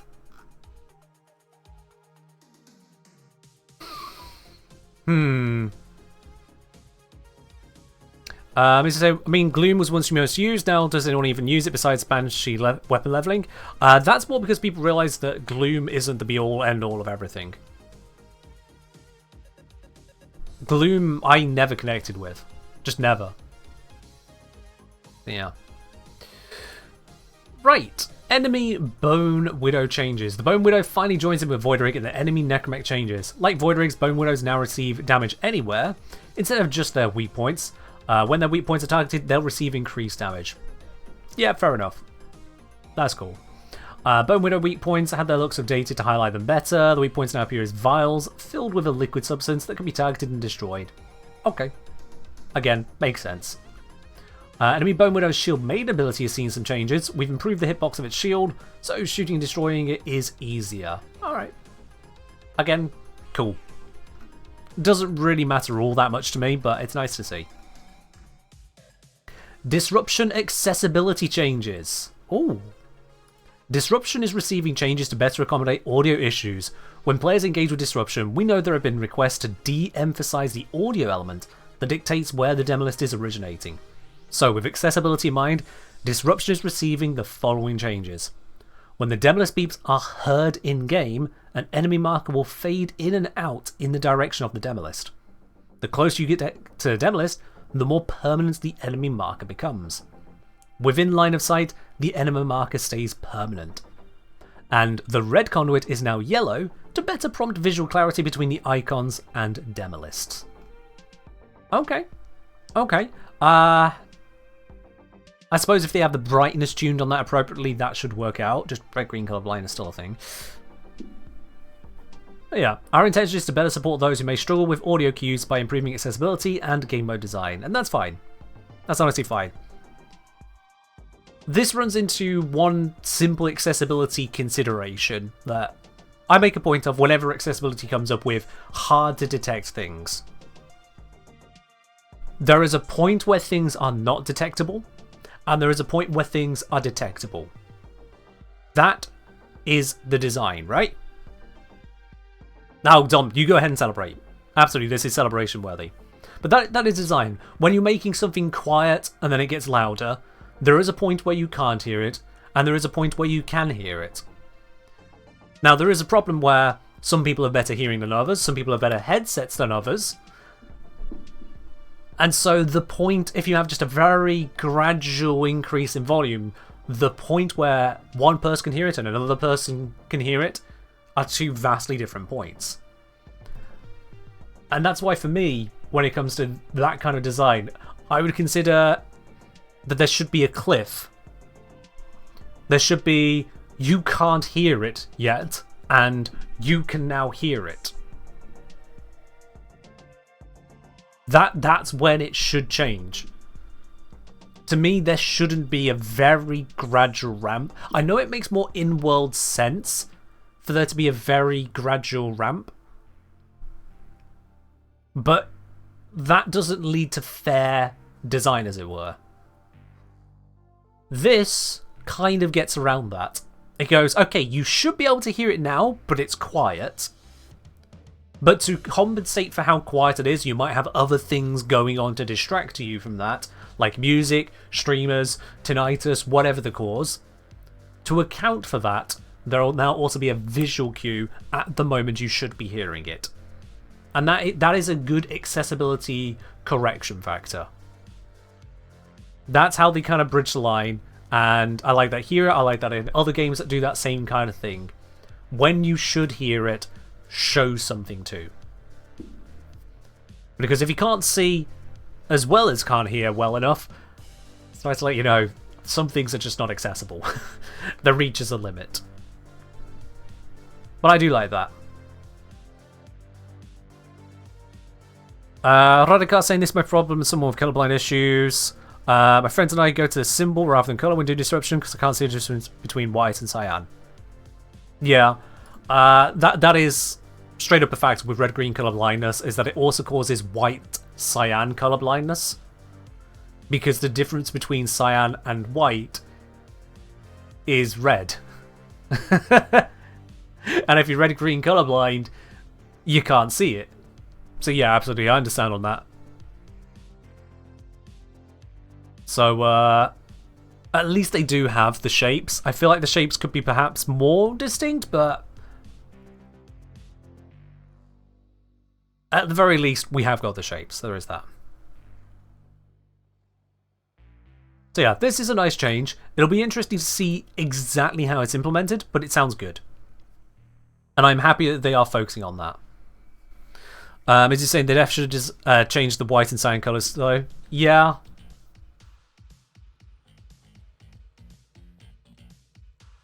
a different kind of approach to the colours would be nice. As Verb Object is pointing out, maybe have more urgent things have a spikier icon, so some kind of functional change to the icon to help stand things out. I'll be down with that as well.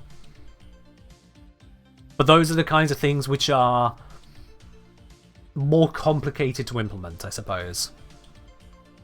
Settings, make them configurable, change color ourselves. Yeah, that thing could also exist in the accessibility settings. That wouldn't be bad. In fact, let's check right now, just in case we're all being idiots.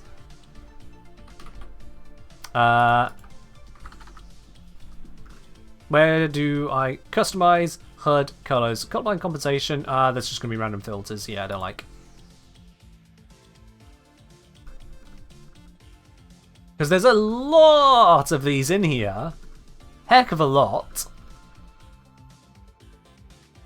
But no, there's not. There is a life support one. There's a Kuva Harvester one. There is not a set of ones for disruption. So yeah, that could really be put on DE's radar. And you know what? I'm actually going to do that. I'm going to follow up the workshop. I'm going to see if I can get someone's ear at DE. Fingers crossed on that. And see if I can put that on their radar. Because, yeah, they've got mission specific, so they already go to that extent. Hell, we have VIP, race, salvage loot versus Railjack mod loot, town notables, life support module versus incoming life support. Have different colours. Specifically changeable different colours. Yeah, I'm putting that on their radar if I can. Then I would like that to be a thing. What's tactical highlight? I don't know. I couldn't tell you, quite honestly. Let's give it a color. White. Actually, what color is? Oh, every color's used, as far as I'm concerned. Anyway. I'll put white on it, and if I notice something in the near future, I'll let you know.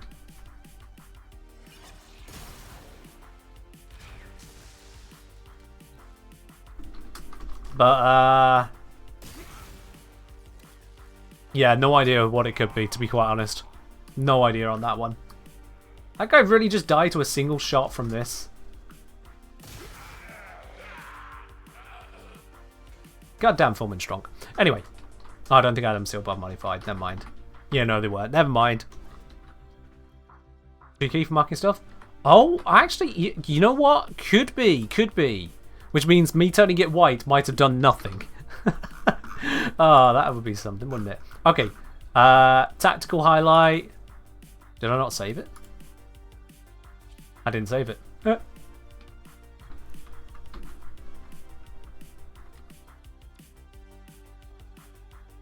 So why did it actually save this time?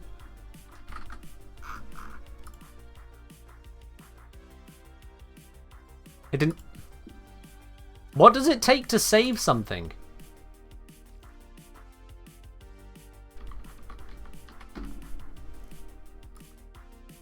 Is this a simulacrum screwing with me again? Or does tactical highlight not exist?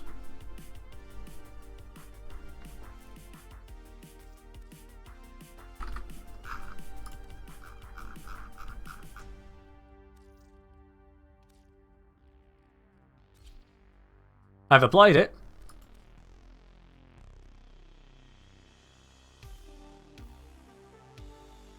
Tactical highlight doesn't exist. I'm definitely putting that on the radar then. Because we got a fake one in there, but we can't change the colours of disruption consoles. Yep, I'm putting that on their radar. I don't care what it takes, I'm putting that there.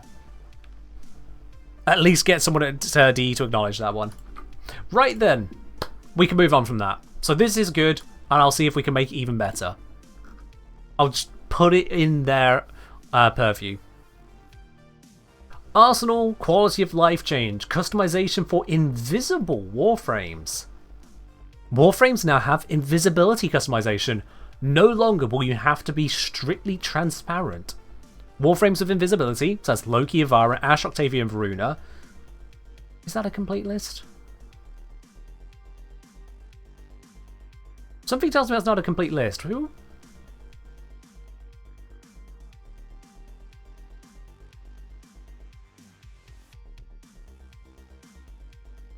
Wukong? I mean, kind of. Wisp!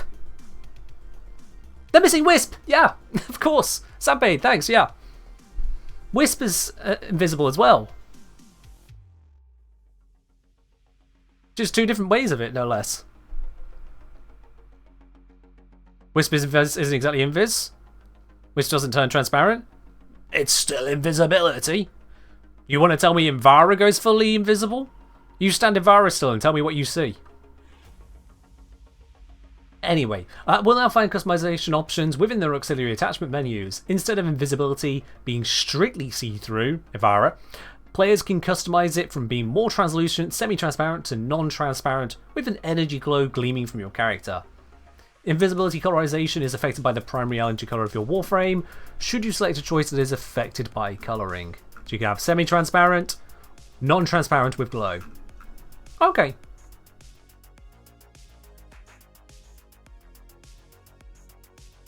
On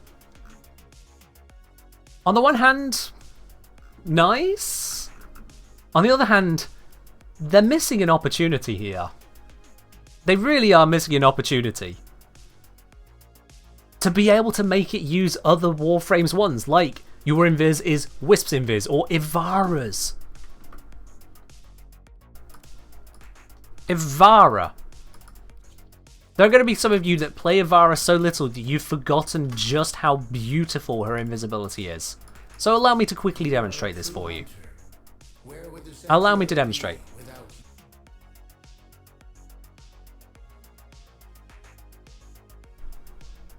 Only Ivara Prime, not a normal Ivara? Well, sucks to be poor. This is Ivara visible. And whilst moving, this is her invisibility state. Yep, just straight up transparent. But if we stop, look at that. Look at that cosmic shimmer she's got going on.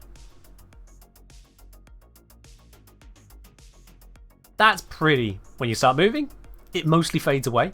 You come to a stop, shimmer! Ah. No idea, Eyeball. No idea. Is it also customizable? Well, you'll be able to customize it like this, apparently. Yeah.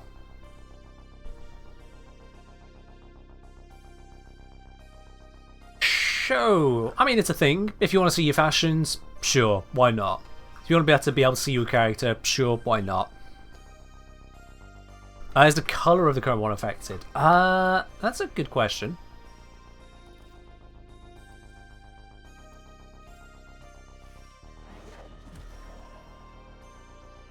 Yes! Yes, it is.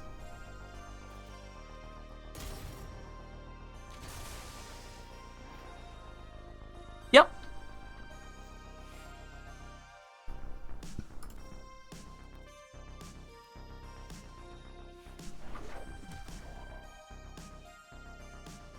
Yeah, you could have a variety of modifiers to it. It is pretty. Imagine if you could put that onto other Warframes. Or if you didn't like it on Ivara, take it off and use the other ones. Maybe that would be too much work to you. Maybe. Neat for anyone who wants to see their fashions somewhat anyway. Alright, Netracell drop table adjustments. Oh, here we go. Netracell drop tables are being adjusted as part of community feedback from whispers in the walls that the high value rewards, Archon shards, were too rare and potentially realistically unobtainable. We're removing all non-exclusive arcanes from the drop tables, and the remaining items will have their drop rates adjusted accordingly. The official Warframe drop table site will be updated accordingly with Dancing Unbound to reflect these adjustments. That's it. That's all they have to say.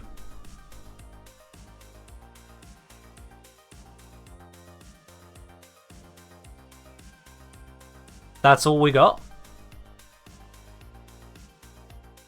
I guess we'll have to wait until the actual update to have an opinion on the changes then. Okay.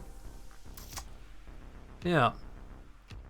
They haven't even posted the normal drop tables. They have, so yeah, they have for the Netracell. It's the drop tables for bounties which are missing, and drop tables for the Duviri Undercroft portals which are missing. Those are the two which were missing, to my knowledge so far. Is this not just going to lead to 70% chance of melee adapter? Well, one would hope not, Rhodes. But again, we don't know. Someone up the counter. We don't know. So we'll just have to see on that. Are the arcane packs available now? The drop tables on them weren't last I checked. Let me have a look here. Warframe. PC drop tables. If I search for Energize, let's see. We get Energize on the Erato table. We've got Energize on the Hydralist table. And we've got the table of where Energize comes from, which is Hydralist. No other table with Energize on. So yeah, they're still not available. The Arcane Dissolution drop tables are still not posted. And to my knowledge, D doesn't have any plans to do so. I don't like that. I really don't like that. So, yeah. So not running net cells between such. Not sure why you're picking those days, but fair enough. 2 weeks update, have we? Did I miss an announcement on when the update was going to drop?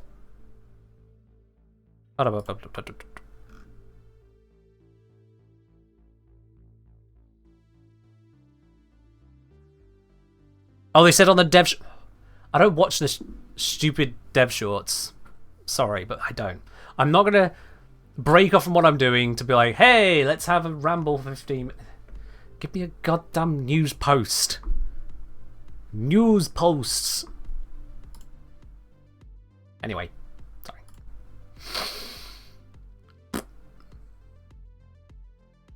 Official Warframe Discord said 27th. Okay, there we are as well. Steam page says the same. Cool. The Discord said it. Why were I not notified? User creator news and announcements. Those. Okay, so they didn't. If they announced it on the official Discord, they forgot to ping creators.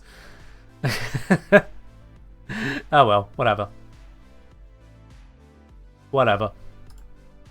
It's also on Facebook. I don't go to Facebook for news. I go to Facebook to speak to some of my family, and then only some of them. And that's it. Discord ping 6:30? Yeah, nope, I don't have one. Facebook. Right then. Anyway, let's see. So we're waiting until the update to actually know anything about that. Omnia Void Fissures! A new variant of Void Fissure has appeared, found on Starshot nodes previously untouched by Void Fissures. A new powerful Omnia Fissure will appear, allowing Tenno to crack Lith, Miso, Neo, or Haxi relics, whatever they choose. Just like other fissure types, there'll be one Omnia Fissure available at all times on both standard and steel path difficulties. Tenno must have access to the respective node on the star chart in order to access it. That means War Within quest for Lua, Angels of Zariman for Zariman, Whispers in the Wall quest for Albric's Labs. Omnia Fissures can be found on... Oh no, this is a surprise. This is quite the surprise. Omnia Fissures can be found on Lua Uvarium, Lua Circulus, Zariman Everview Arc, Zariman Tuval Commons, Albric's Labs Cambyr, and Albric's Labs Persto. Survival, Flood, Cascade, Alchemy, Survival. Yeah, they're all endless.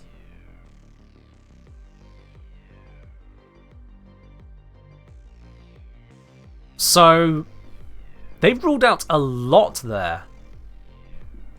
They've ruled out a hell of a lot there. Ooh. Blood and Alchemy are also pretty fast. It depends on where they set the rotation line for it, but more to the point, only 2 of these missions, so they're skipping the mobile defense, they're skipping Armageddon, and they're skipping the Exterminate. They are... Oops, wrong place. They're skipping the Crossfire Exterminate, they're skipping the Rescue, they're skipping the Capture, they're skipping Survival, they're skipping Mobile Defense, they're skipping Spy, they're skipping Defense, and they're skipping Disruption. Lack of Disruption is odd. Actually, I think the lack of Disruption is because of just how good a relic farm this is. Get an Axie Relic every time you crack an Axie Relic? I can see why they've chosen not to do that one. That one's valid. The others are a little bit more confusing. The others are quite a bit more confusing. And then over here, skipping the Assassination, I can almost understand, but at the same time, this would be the only Assassination Void Fisher. Surely that in itself will be an interesting difference.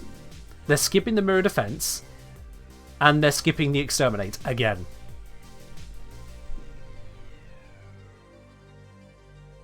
That's... Void Cascade is pretty good for Arcanes. Yeah, but it's not actually Relics, so it's separate. That's just... You're happy to do a Survival? I want you get Conjunction Survival. You get these 2. But you don't get the normal Survival, which is... Which one? This one, Tycho.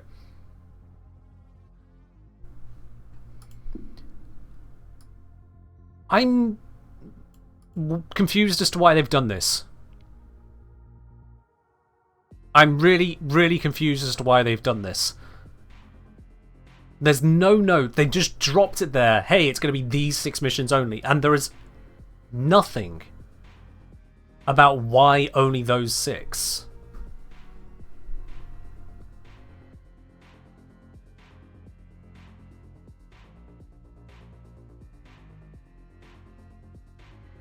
Probably because those are some of the highest base level missions. If they're concerned about mission level, they can just assign mission level. Does it say how many Omnifishers will reveal at a time? Minimum 1, and then I'd assume, like other fishers, it can randomly spawn more than 1. But minimum 1. This is just odd to me.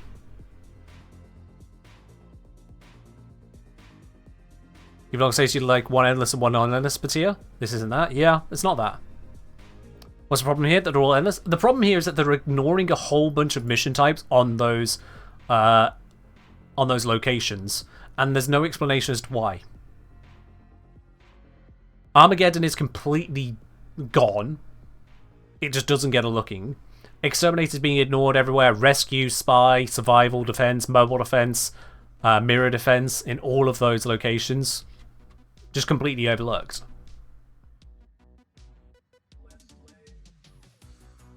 And they've consciously chosen these 6. I just would like to know why.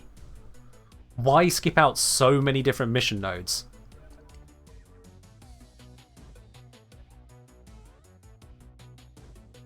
Oh yeah, still, the Mirror Defense grind is ridiculous in the labs. Not a fan. But anyway, yeah. Dragonfly saying, perhaps for the non-infinite, they're trying to make it so it's easier to get relics done all at once. I don't even understand what you mean by that. I genuinely don't know what you mean by that. Cosmo saying, probably because it's a unique thing, we don't get any void fishes on those tiles usually. No, that's not an explanation, Cosmo. That's genuinely not an explanation. The Omnia Void Fisher, the only thing unique about it is that you can take any kind of relic in, otherwise it's just a Void Fisher. If you and 3 others arrive with Lith Relics, it's a Lith Relic Fisher for all intents and purposes. That in itself is not unique. Going to Lua, Zaraman, and the Albrecht Labs, cool, that's new. We have missions there already, including ones not on this list. That is the question. Not, is this a new fissure? Not, is it cool that we can have Lith and Axie next to each other? It's, why are we skipping so many missions? And that's the why that there's just absolutely not here. Jock saying, probably because for non-endless you were already forced to exit, you could just run another tier. What does that even mean?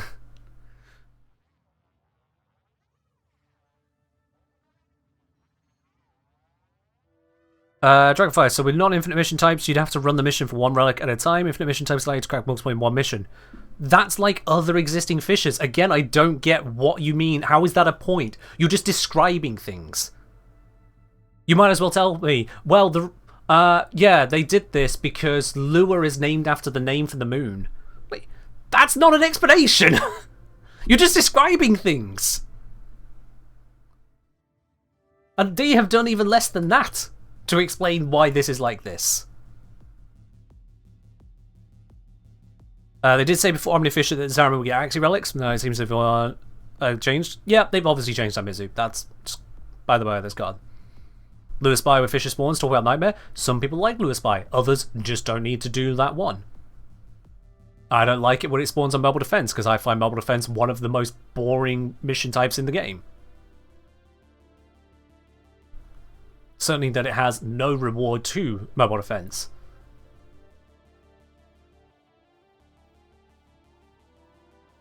Chuck saying, if you wanted to crack a Lith and then an Axie, since non-endless force you to extract, you could already run a second different mission. Yeah.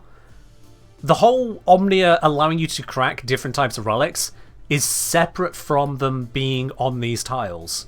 Is separate from D choosing not to include over half the missions. That's a separate feature entirely. There are Void Fissures now on tiles that haven't had them before, and there are Omnia Fissures that allow you to bring any of the 4 core relic types. Those are 2 separate things.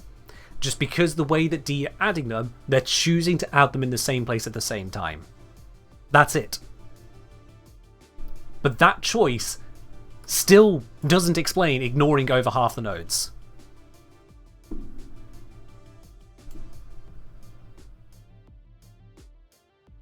They're just not there. Including some of the endless nodes, like the defense mission on Lua, like the survival mission on Lua, not conjunction survival, survival, like the disruption node. That one I understand, but again, they didn't even explain that. Like the mirror defense on the Arbrick Labs, like the Armageddon over in Zariman. So even if you say it's about endless versus non-endless, that's still not the case. They're just not there. Grimpat saying, also correct me if I'm wrong, but base Deimos nodes, not labs, still don't get Void Fissures, do they? That's a fair point. That's a fair point. I don't know if I've ever seen one there, yeah. Yeah, I don't think they do. News is saying I think it's just become mission level. Alright, let's have a look at that then. Let's have a look. So, it is Void Cascade and Void Flood, both starting at 50. Exterminate, 50. Mobile Defense, 50. Void Armageddon, 50. Maybe it's something different over on Deimos. So, we have, they're doing Campfire, 5560. They're doing Persto, 5560. And Nex, 5560. Munio, 5560. Assassination, 5560.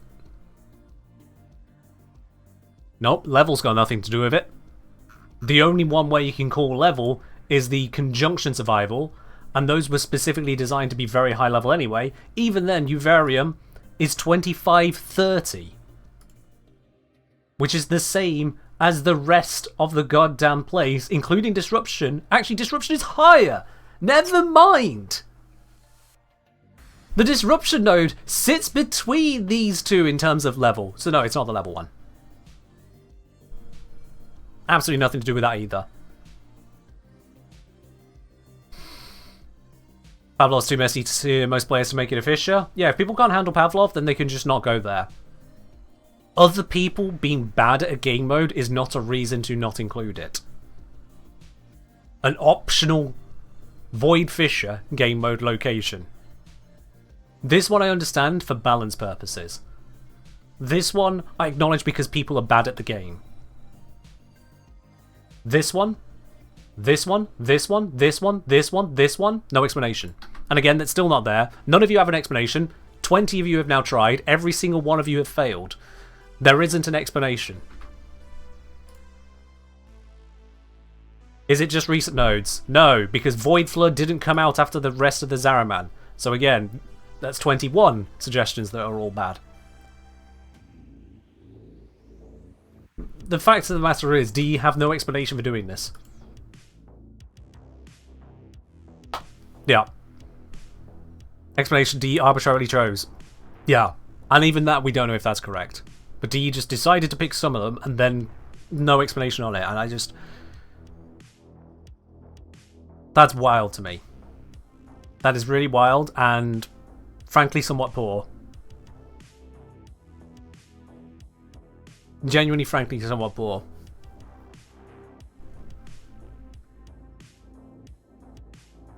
Yep, Grumpy Pants, you just threw away your good roll, didn't you? Whoops. Road say, I think I'm not interested in is the corrupted jackal change in the circuit. That thing messed me up. Alright. That's kind of out of left field. Final changes. Steel Path, Zaraman and Albrecht Laboratory bounties. The Steel Path arrives to the Zaraman and Cavia bounties alike. Accessing the Steel Path variants is possible through a selection UI when speaking to a bounty giver. With Steel Path bounties, you'll earn more standing from the Cavia bounties, while the Holdfast will net you more Void Plume Quells. Okay, yeah, just higher level versions of the same. For a little bit more standing. Yeah. Constantine, do they have to explain it? I don't see the issue. Alright, Cosmo. There are two reasons why they would need to explain it. Why I don't like there is a lack of explanation. One, this is a dev workshop. If you're going to post a dev workshop and include changes other than the ones not included, they specifically state this list is not exhaustive. So by putting these in here, it is inviting discussion. And they have put these in here with nothing to launch that discussion from. It is conspicuously barren of explanation in a dev workshop full of explanations. So that's number one. Number two is still why? At any point, if someone makes a decision, there should be something rational behind that decision. If there is not something rational behind that decision, then we can question the decision as irrational and worthy of reconsideration. Even if one ends up at the correct or most appropriate answer without using rationality, it can still be questioned for its lack of rationality and re-evaluated. This here has no rationale given. That is our reason for asking about it. The problem as well is that, to be quite honest, if I'm going to go onto Lua to do a Void Fisher, I'm not a huge fan of Conjunction Survival. I know plenty of people enjoy it, I'm just not a huge fan of it. Void Flood, I find a bit samey-samey. Void Cascade, again, I'm not hugely interested in, then I'm not hugely interested in the Zaraman in general. Over on Albrecht Labs, Survival, they've gone for Survival here, but not the actual Lua Survival. Fun choice. The Survival is an option, fair enough. Alchemy, yeah, it's an interesting mode. So I'm okay with that one. But that's a limited number of options when you consider how many options are available and being ignored. It just seems like a choice that didn't need to happen. Deppy Up saying they probably only did void-themed special missions for the Omni Fishers, which explains the lack of other... Survival.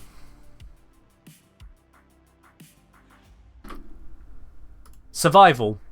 When Mirror Defense is right there, that's explanation 22 that is incorrect.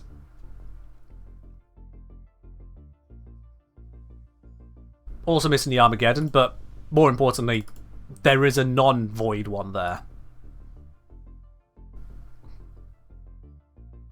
So yeah, it don't connect for me. It just does not connect. Survival's more fun, and that's the problem, is that you think that and other people would disagree, and those other people don't get their one there. It's just weird. Is it possible those are just the 3 most popular mission types in those specific areas? It's possible, Dragonfire. I'll give you that. It's possible they are the most popular nodes in each of those locations. I doubt that both Conjunction Survivals managed to top out every other option on Lua. I doubt that. But it is possible.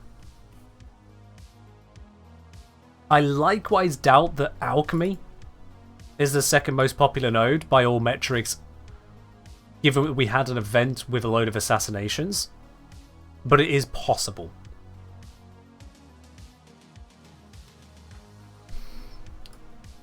But yeah, it just feels pointlessly restrictive to me. It really does just feel pointless. Grandpa's saying, stats-wise they do because of Runa farming, low-level players not being able to do the hard one. I mean, low-level players, lowish, can still handle Circulus non-steel path. They should be able to. If not, they're going to account for a limited number of the player base farming for Varuna whilst unable to do it. And yeah, Apollo. Which I can understand, again, Apollo not being there, but Apollo would be there if it's based on just popularity. Not to mention there are people that do religiously farm this because the drops on Pavlov are actually somewhat decent. Hey, are there ever assassination fissures? No. No, there aren't. Which is again why that would have been interesting if they added one. The opportunity was there to be weird. Whilst also including the nodes. Or just say that they could have excluded this one node because it's an assassination, and this one node because Apollo Disruption Relic Fish would be, in their opinion, too much. One could argue perhaps not, as you can get Disruption Fissures. I mean, granted, Disruption Cooper Fortress kind of sucks. Yeah, of course there's not going to be one right now when I look. Fairly certain you can get one of them, can't you? Can you? No, yeah, you definitely can. You definitely can. Yeah. I'm just trying to remember if I've done one before now. I definitely have, yeah. 60 Eyes Steel Path Fisher. Hey, if someone wants to do it, you know what? More power to them. More power to them. But, yeah. Overall, the choice just leaves me wondering why. Out of the entire workshop of changes, the Loki choice, cool. Nice QoL. Eclipse, lovely change. The Helminth, understandable. Prism, nice change. Gara, nice consideration with the changes. Nourish, slightly confusing, actually, all told. It kind of is what it is there, I guess. Bone Widow changes, nice. Disruption accessibility, sounds nice, would love to see it in action. Quality of life for invisibilities, sure, why not? Netrocell drop tables, just tell us. Just give us the... whatever. And then this. Good to have. Interesting that they've gone for the All Relic type. I am definitely looking forward to seeing if I can get a squad together where we manage to get one of every piece of a Warframe at the same time. It's the most pointless thing. It would be a silly little screenshot. But imagine seeing a row of Cora Blueprint, Near Optics, Chassis, Systems, or any other Warframe like that. It would be ridiculous. Completely pointless, because you'd only pick one reward anyway. But for just that one moment, to have all 4 parts in the same screenshot. You know that would be a lovely little silly bit to do.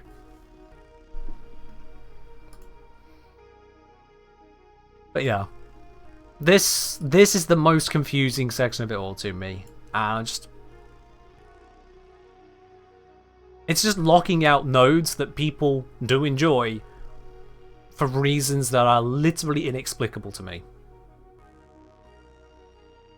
Yeah. Give someone a stroke trying to decide. Oh, they picked the rare part, obviously. Obviously. But hey ho. If that happens, you should just get the frame. Perhaps. Right, I think that's going to wrap us up on that breakdown of the Dev Workshop. There's nothing more we can derive from it. Ultimately, biggest thing is that Inaros' rework is looking curious, but there are areas that feel that feel bad. Yeah. There are definitely areas that feel bad on that one. But the rest we'll see when it arrives. We can at least be happy they didn't pick Void Armageddon as the Zariman Fisher. Yeah. I mean, yeah. I do agree on that, just because I don't like Armageddon. Problem is, there are people that do. And the people that do, don't get an option. And that still doesn't feel right to me. I don't enjoy Mobile Defense, that still gets Fishers. I don't enjoy Interception, that still gets Fishers. Why does my enjoyment get to dictate which Fishers spawn? Oh yeah, Emberly, that's Dev Workshops in a nutshell. Absolutely. Almost feels like a restriction to increase the cost of Omnias. Like, to get the Omnia, you have to do missions that people might like in Fishers. Or people do like them, because there's a lot of people that love Cascade and Flood and Conjunction Survival. There are people that enjoy Alchemy. There are people that enjoy just bland survival. Nobody enjoys Defense? Wrong. Wrong. If I go... I think it's Profile Leaderboards. There we are. Mercury Defense, Steel Path. Here we go. Mercury Defense, Steel Path. Okay, that's not as many people as I expected. I thought I was going to pick one really random and there'll still be someone with a high time on there. Never mind.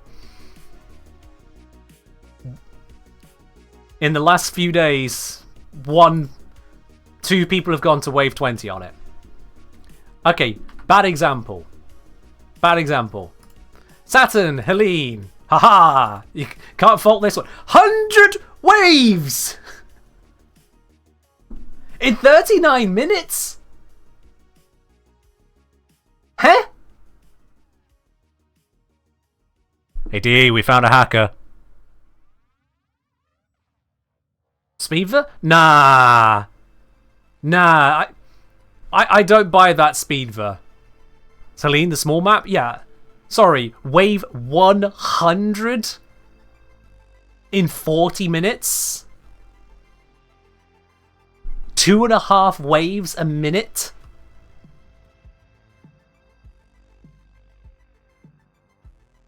Nah. I ain't buying that for a second. 23 seconds a wave. Solo. Absolutely fucking not. No. Does defense cap at 100 waves? I think it's a nice round number for people to leave, potentially. Post-migration reset the time. That's a possibility. Except this is 4 people, this is 4 people, this is 4 people. Ah! There is a 3 down here. So you might be onto something. It could have been a reset time from that. If so, that's something D should kind of, you know, address. Mastery 8. Mastery mother...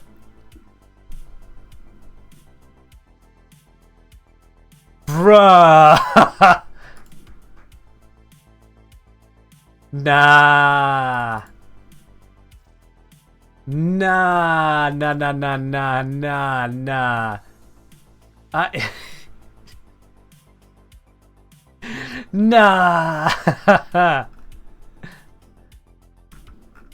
I ain't buying it. I ain't buying it.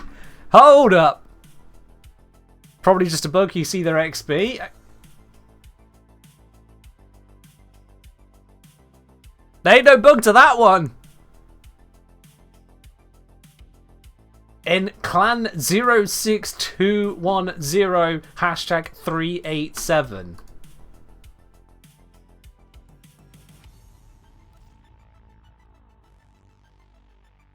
Nah.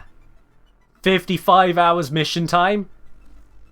And they got themselves a wave 100 just... Nah. Look at their grenadier kill stats. Well, that's a good question. Grenadier killed 34,841. And what's mine? Grenadier killed a million. Million. Alright. I've killed a couple. Don't know when I hit a million. Nah. I shouldn't really be calling out one person right here. 39 out of 55 hours on that one mission. No, that's 39 minutes, Derpy. That's a 39 minutes. They did spend 39 hours getting to wave 100. God, could you imagine? Ugh. But like... that ain't real. When you look at these other times, that ain't real.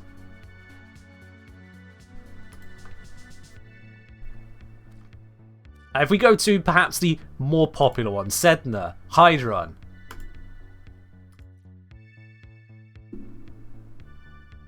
Well, that shows, first of all, it does go beyond 100. Second of all, yeah, nah.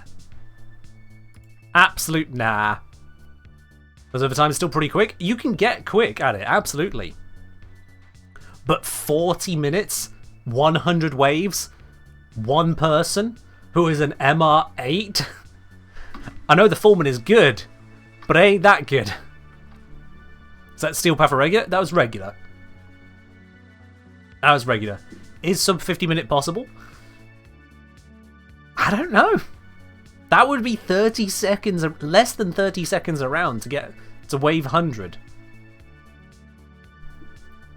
When you consider there are, 5 seconds between waves already, then the enemies need to spawn, get into kill box, be kill boxed, move through. Mirage Explosive Legerdemain doesn't carry you that far.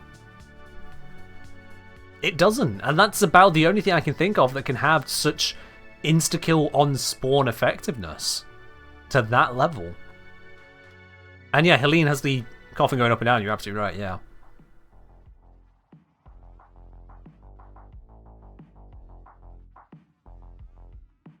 Speedver, Lavar, Sarin, Mirage, maybe it's a 4-stack.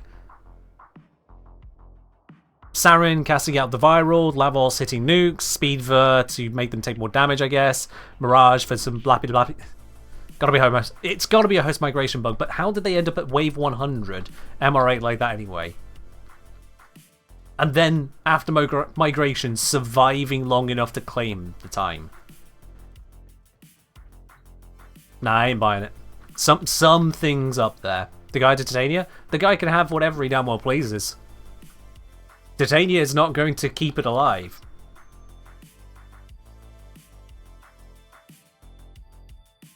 There would have to be a host migration and then play long enough to get 39 minutes on the clock. Because if it's going to do anything, host migration is going to reset the clock, right? Or it's an exploit. So... going to play a quit right at the end? That's what I'm saying, yeah. What squad would they have otherwise had to have got to that point to not reset the clock and earn the place? Nah. Nah. Maybe another player tried to push to 105 alone and failed. It's possible. I'll give you that. It's possible, Grumpy Pants. That they were in a group of 4. They were the only one who extracted at 100. The other 3 tried continuing and failed. I'll give you that. That is the only possibility that holds any weight to it. I will give you that. Someone did an arbitration survival solo in 31 minutes. Oh, it's arbitration defense solo. Okay, to what wave? To what wave, Fantakiller? To 100. So arbitration defense to 31 minutes. Wave 100 in 31 minutes. Solo. That's kind of wild to claim. That's kind of wild. There's a video of the full thing. Alright. Fair enough. Were they an MR8 using a Titania, Ember, or Volt? By chance, we might have some more info then. Still kind of sounds ridiculous. Like, exploit level ridiculous. Oh, Sarin. Alright, so not bad then.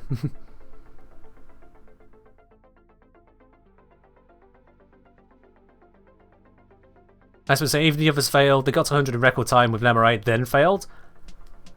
Potentially.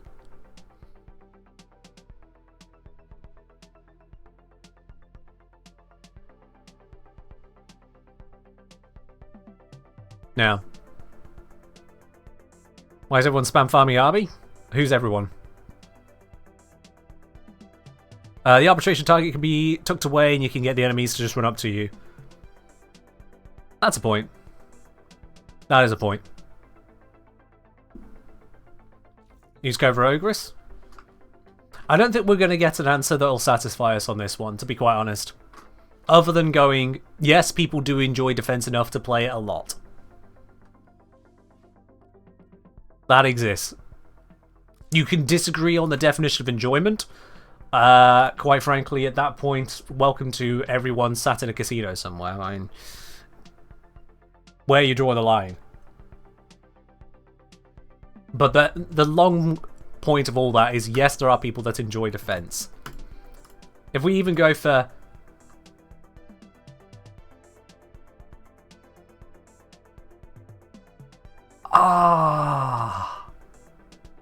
Why would you do that to yourself?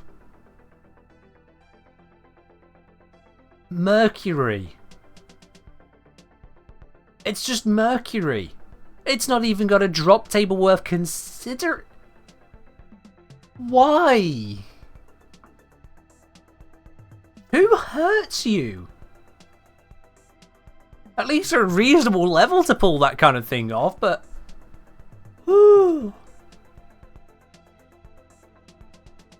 Potato did hold out longer, but they didn't clear as many waves. Hence why they're lower down the board.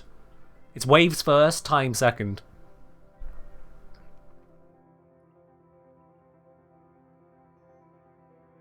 Why do they give access to 1000 armor to Inaros? They are crazy. I mean, still one-shottable. That damage reduction is nothing compared to a lot of damage reduction abilities in bro. We went over that at the start of stream. It ain't that big, dude. It ain't that big. What about mirror defense? Ooh, okay. Let's have a look then. So, Mars. Oh, wait, that's still on defense. We need...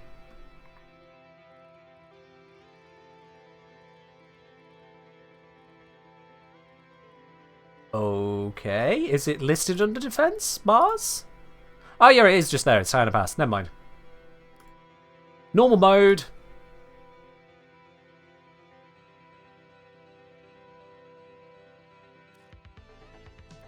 Steel path mode. It broke. Either it broke or literally no one this week has run it. Yeah, Simbro, we still went over it. You can be as surprised as you like. I'm just going to flex authority on the matter here. I've run the numbers. It ain't that big, dude.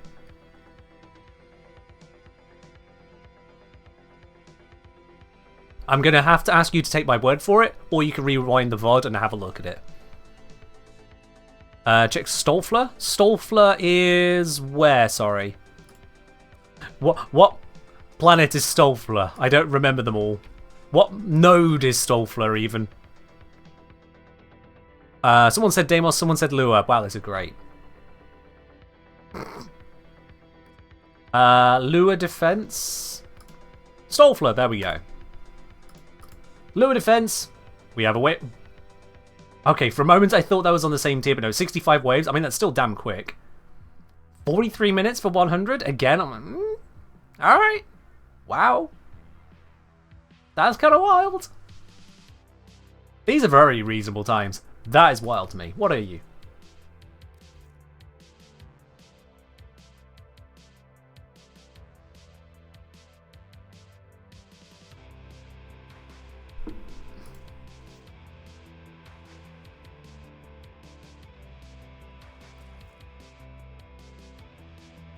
You know what?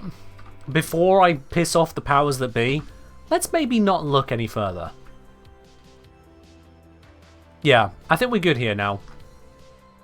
I think we're good. Right, so, how about we just, you know,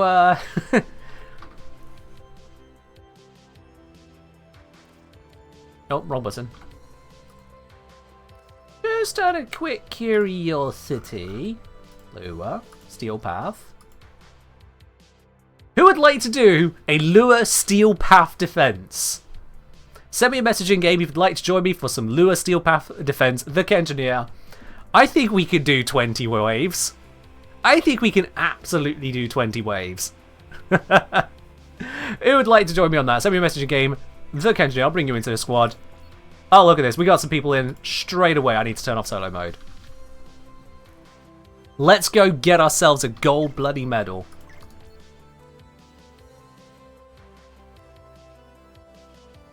There we are. Sorry, Flame of Dragons, you're a little bit too slow on the draw there. Sorry, Mirror Labe, you're a little too slow on the draw as well. Rise your boot in the game. Yeah, we got some very, very interested people for this one, it seems. Ain't no holding around on that one. You know what? I'll keep the Grimoire equipped. What have I got set to Grimoire at the moment? I think it's Zata. Ooh, let's fix that. Let's go. Strength. And yeah, we'll keep the Gra. Why not? Why not? Switch off of Vazarin to a Nairu for self-recovery. Companion. Pullman? Nah. Rattan. Rattan go burr.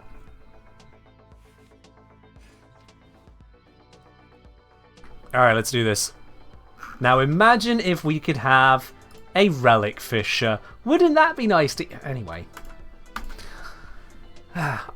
Oh.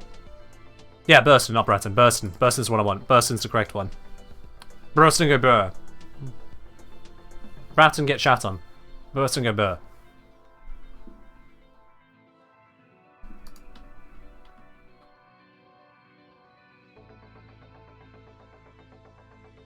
Yeah, Boltor? Fair enough then.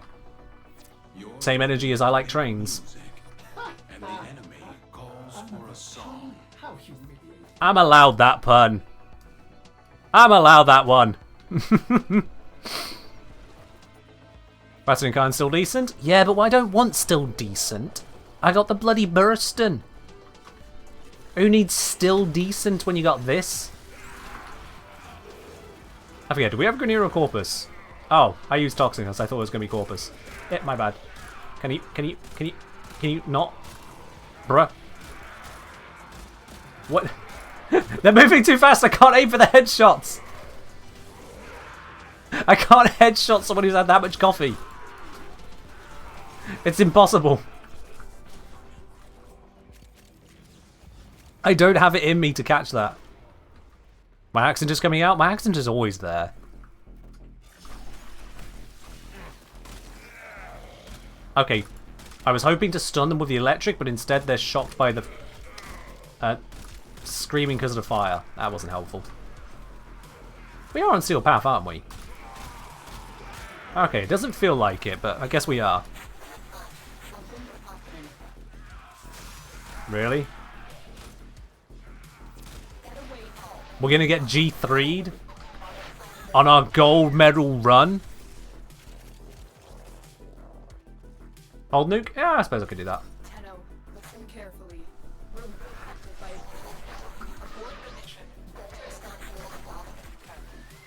We are being hunted. Oh no, whatever shall we do? I'm just going to dash over it. waste my time, Tenno. I suppose she hasn't got much time left listening to that wheeze. That one will be difficult to replace. That one will be And they're annihilated. That was the last of And there's Strike Lotus. 3. You took a risk, but it paid off. Force extract? Nah, we're fine.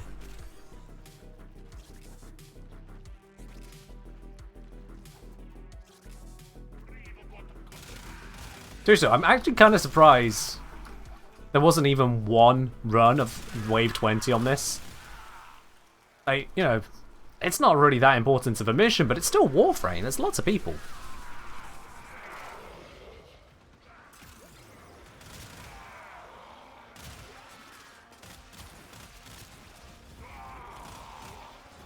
What have we got in terms of auras?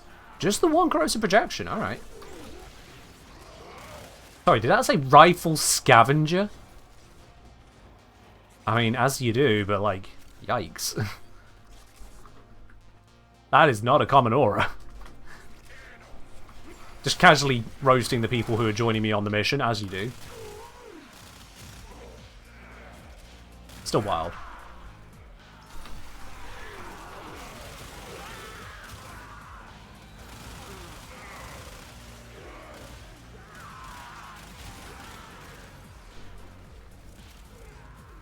What is this ceremonial evolution? The where?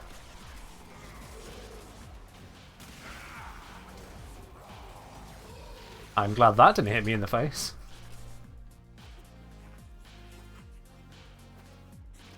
Don't want to cook people, but rifle scavenger on the Fem War. Yeah. Yeah. Yeah. Yeah. Oh yeah. Huh. I forgot about that.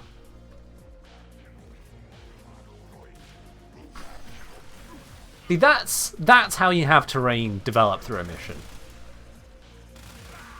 That's how you have things update. Not a slow elevator. Dramatic crush, and as you land, the enemies are already inbound. That's terror scenario, just her sprinting at me. I'm trying to headshot you, please sit still. Was an ammo pack. I successfully headshot an ammo pack.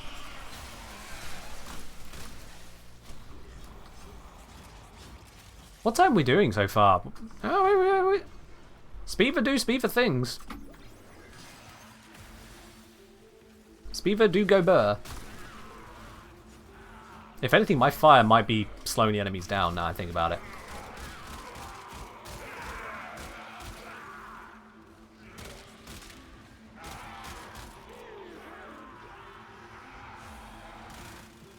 Yay! I've done a night wave challenge. Didn't even realise.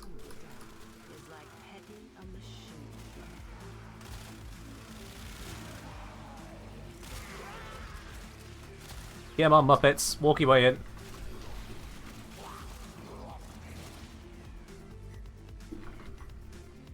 First time you saw that the tile set do this, you were so wowed. It was neat. It is neat, yeah. It is neat. You're not even using your guns? Nice. What are you using then? Synax. I mean, understandable. Synax is also a very good frame. Who knew? Everyone.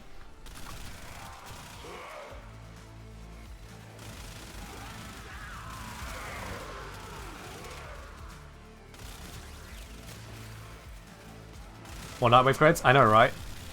Such an important resource. Certainly when you're Legendary 3. I've almost run out of bullets on this Incarnate mode. I'll have to switch back to headshotting things slowly. They come sprinting in.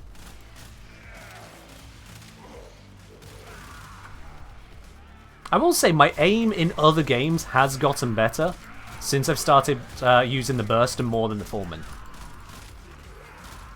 I mean, granted, when that guy's sprinting like a caffeinated maniac, it doesn't look so good. But my aim has improved. The Foreman and the AoE... Oh god, what was that roll? The Foreman and AoE meta were certainly holding that skill back. Positive reward reinforcement. Just practice. Aim for headshots. Follow the enemy rather than go, hey, look, here's a corridor. Blap. And everything in that direction died. Sometimes you'd have to go blap, blap, blap, blap, and then everything in that direction died. Same difference, really.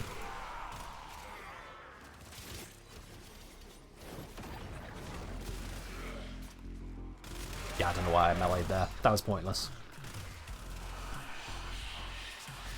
Hello, Mania. Where are you going to spawn? Here he is.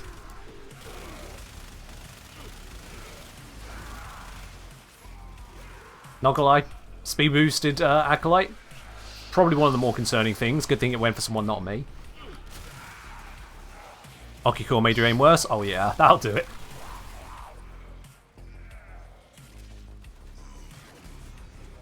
It's not caffeine, they're on its speed. We're keeping it slightly more, you know, positive. Alright, we're halfway there, and it's 8 minutes.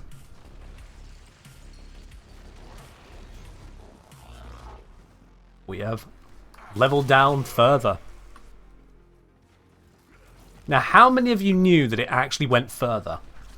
Because there have been sorties, but they stop after wave 10. How many of you knew it went further? You enjoy the crunch of headshots? Yeah, the Foreman does that as well, but you don't have to aim for them. You just kind of point in their general direction. It happens.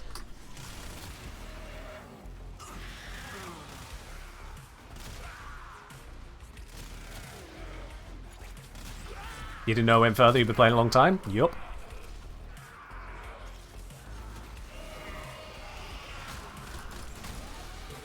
I need to recharge my gun. I'm out of shots again. Oh, yes please on that. Yoink.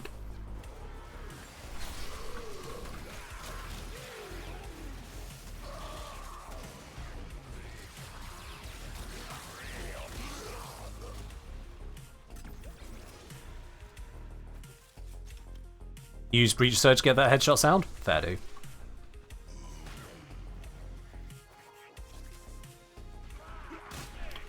Okay, he just flew over me. The dude just kind of jittered past me. We're kind of Gary's mod experience.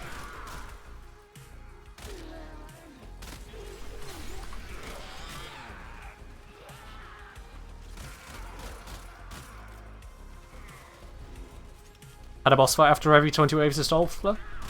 There are things they could do to enhance defense missions. Having a mini boss as part of waves as a multiple of 5 wouldn't be a bad shout, or multiples of 10, or even multiples of 20, to kind of set that rotation C feeling, however they wanted to do it. I wouldn't be against that. I suppose, though, that's kind of what Armageddon tried to do, but also with the tower defense minigame that ends up taking 20 freaking years of more time. You like the Thrax every 5 waves conjunction survival? Yeah. And again, a lot of people are actually like that. On top of the other things that spawns, you've got the Sentients, you've got the Thrax, you've got the Acolytes. So you have a constant rotating, but not on a timer for most of them, threat. The Thrax are on a timer, but the Acolytes, the Sentients, they just kind of appear when they feel like it. And that adds to the challenge, because sometimes they can be all at the same time. That is fun.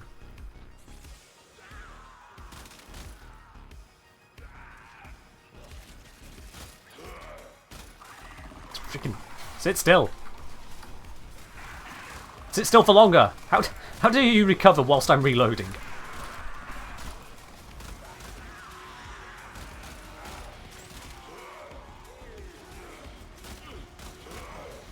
I'm just going to transform. It's got enough charge.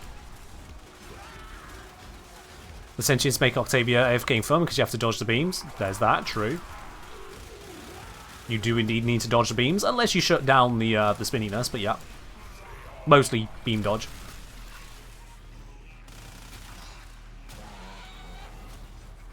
There we go, wave 13 complete.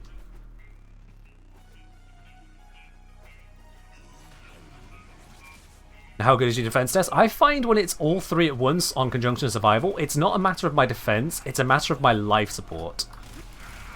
Do I kill the Thrax quick enough whilst focusing everything else to make sure my life support doesn't melt into oblivion as a result?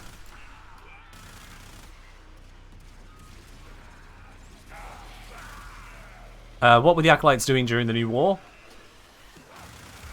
Honestly, Nama might have hired them. Might have gone, right, we can't capture you, but you hate the 10-0, so you hate the things that those guys stand for. You hate Alan V, those idiot corpus. Join us? I mean, that to me seems like a possibility. Or they just continue being rogue agents. Then they work for the Stalker? Ah, that's a point, yeah. That's a point. Enemy of my enemy. I guess the Acolytes took a holiday. You know, maybe that was the case.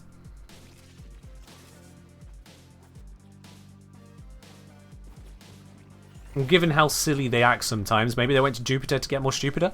Could be that too. Honestly, there's nothing in the lore that says that didn't happen.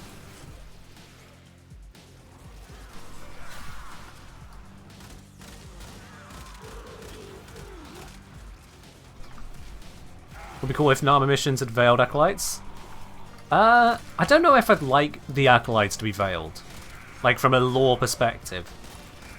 If the Nama had their own variant of Super Boss that appeared instead of Acolytes, that would be interesting. But a veiled Acolyte, I don't like the lore implications of that.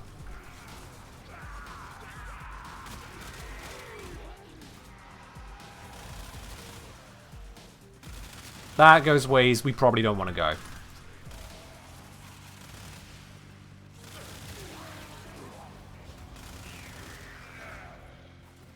Archon Sports mid-mission.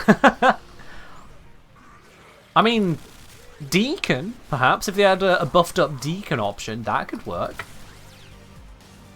Or a Deacon's Lieutenant, something along that line.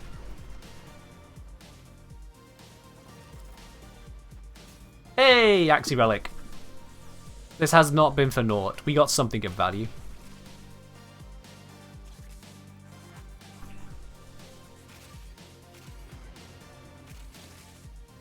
Let's grab all the shinies up here. Nom nom nom nom nom. It's not that shiny, but I grabbed it anyway. Time? Yeah, we're on just shy of 15 minutes. Not bad at all.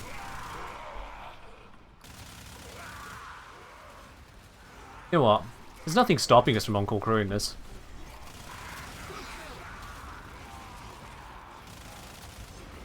They could just add to the obliteration.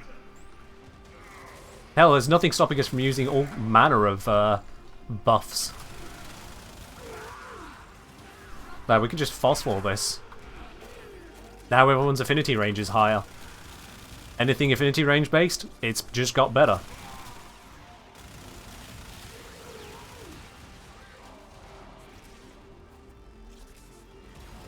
We're doing well? Yeah, we got a good team here. We've got a good team. Question, would Entrati Mirror Defense be OP if the Fortify gave you a Lanthorn instead of 3 Stellar? Define OP, but I think DE might not want that amount of Lanthorns going out, yeah. But considering that the mode is otherwise a pile of crap as far as I'm concerned, I wouldn't be against it. That seems fair to me. The only issue is, you know, it's also meant to be a good source of Stellar.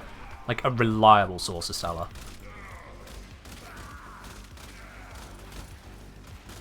There will be that consideration.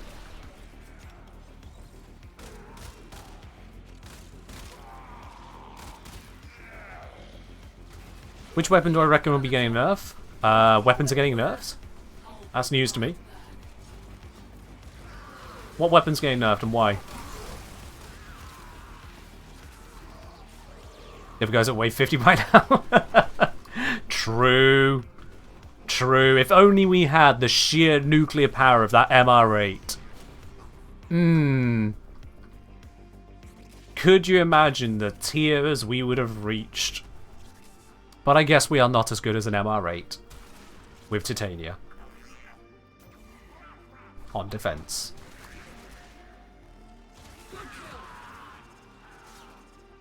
Trying to get enemies in line of sight.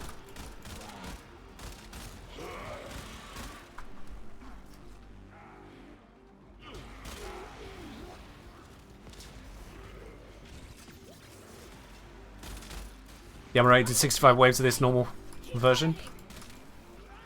So they've been through a number of different defense missions and gotten high results on each. Right. Want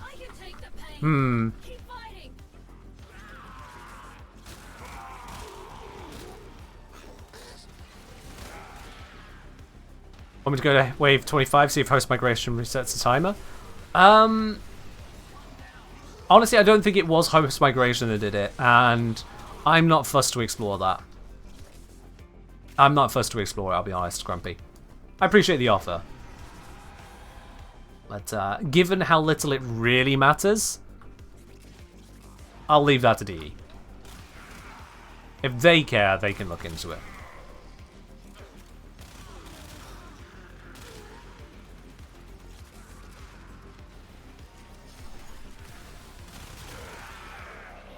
The most likely explanation is that they were in a squad with other players who did exceptionally well.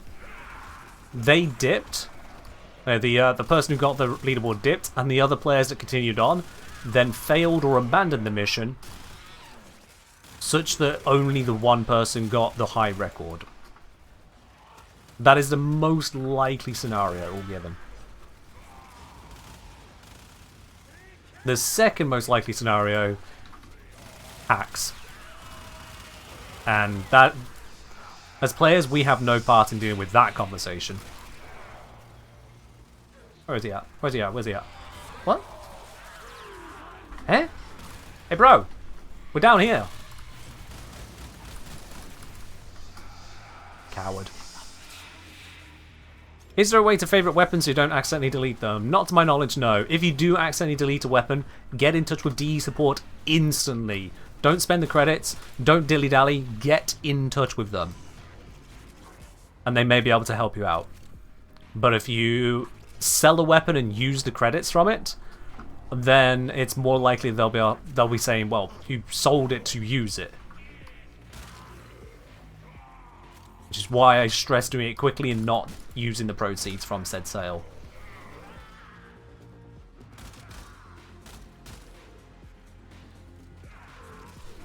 That goes for any item, by the way. So, like, if you accidentally dissolve an Umbral mod, you're like, oh god, now I have to get that back. Or if you accidentally subsume a Warframe that has Archon shards in it and a potato and whatnot, they might call you an idiot in kinder terms. They might even still say no, but they are the people to speak to. Because sometimes they can reverse things. But the better idea is to just not screw up in the first place, you know. That would be the smart thing. And we're all about doing the smart thing here. Sometimes.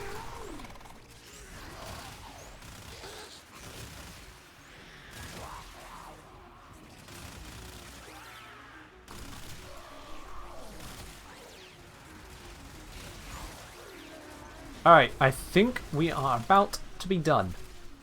Yep, there we are, wave 20. Time check, just over 20 minutes. And this should put us... Even though the mission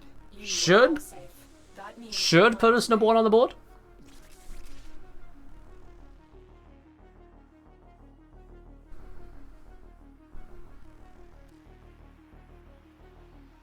Why not go open is because that would require dev implementation to make up for people's mistakes. It's not a high priority. Okay, no notification, which is weird. I remember there being notifications for leaderboard stuff. But we did defense on Lua, Steelpath Stolfler. Hey, there we are. There we are. We have number 1 on the leaderboard. It means nothing, but we are there. Huh? Zah!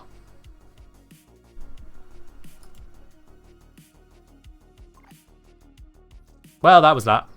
I think it's about time we do a Platinum giveaway. If you've not already got yourselves a ticket for the Platinum giveaway, exclamation mark ticket in the chat for a chance to win it. We'll be doing the draw very, very shortly now. Exclamation mark raffle if you don't already know what the raffle is for, but I mean, I just explained it. Grab yourself a ticket. Doesn't matter what platform you're on. Xbox, PC, PlayStation, Switch, or mobile. Everyone can enter. It's one ticket per person. If you already have a ticket, the bot will tell you too many tickets. Very, very simple. Very, very simple in that regard. And of course, if you do enjoy the channel, consider hitting that subscribe button as well. Because, you know, we do a lot here. We go through dev workshops. We mock the hell out of someone who may or may not be the questionable character. Remember, it's all speculation. We aren't DE. We don't know. We get ourselves to Wave 20 of a defense mission that no one really has any reason to do. And we do great things in this community. Oh. Warframe's on mobile now? Yes, it is. On iOS. Specific devices. If you've got an older phone, you might not have access. Fanta Killer, King Vab, Grumpy Pants, thank you for joining me on a rank 1 run. It's a weird thing to say, but that's a Warframe for you. That's Warframe for you. Alright then. Leave you one last moment to grab your tickets for those occasional people who might be on a massive delay on your Twitch. To help you identify, is there a massive delay or not? I'm just going to send a sync message in chat. I'll type sync and I'll say sync at the same time. 3, 2, 1, sync.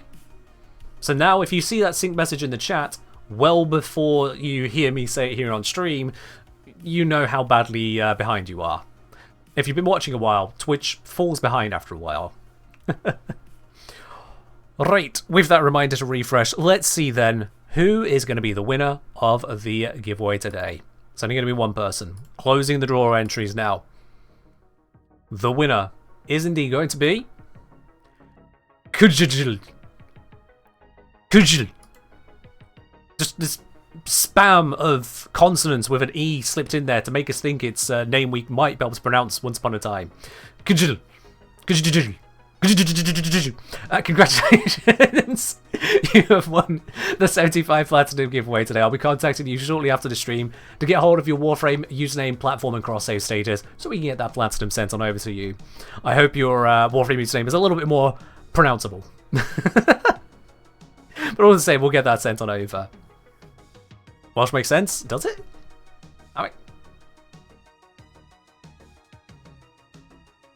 I don't know. I've tried reading Welsh and I've realised I struggle enough with English. Let's just stop there. Is there an incarnate sound? I mean, it could be one that sounds like it, you know. Anyway. That is unfortunately where we're going to have to wrap it up. So now we're going to raid on over to another part of the Warframe community. Oh, yes, indeed. We are going to raid on over to another part of the Warframe community. Who can we raid today? That is always the question at the end of one of these Warframe streams. Roblox doing a subathon for his birthday in his life for a while. Oh, well, that's a good suggestion right out the gate, isn't it? Look at that. Solancy coming out with the absolute banger suggestions. Where is Roblox hiding on my list? They are streaming Warframe, aren't they? Are they? Are they? Are they? Are they? Do I not have them followed? I thought I had them followed. Where are they not showing?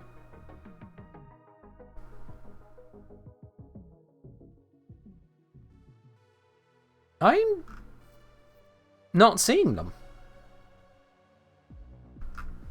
LTL say, hey, I love your vids yesterday, finished starter. Oh, congratulations. Look forward to doing Steel Path. Yeah, thanks for the link there. Let me just...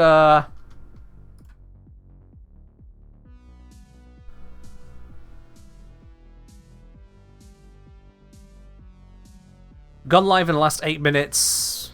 Oh, that'll be why then. If they've recently gone live, well... Yeah, because it's ticking down a subathon. They started with, like, a bunch of time on it. Right. Okay. I was looking at, like, the first 3 rows. I wasn't looking however far down they must have been then. Alright then. Cool. That is a raid we can do. that is a raid that we can do. Raid is up and running. There we are. We are on our way over. So yeah, it is apparently Mr. Roblox's 21st birthday. So I'm sending you over to someone nearly... oh god, he's nearly 10 years younger than me. That just feels weird to say. I'm sending you to someone who's just barely into their 20s. And I left them some months ago. That's... Alright, that's enough for me. We're going. Bye.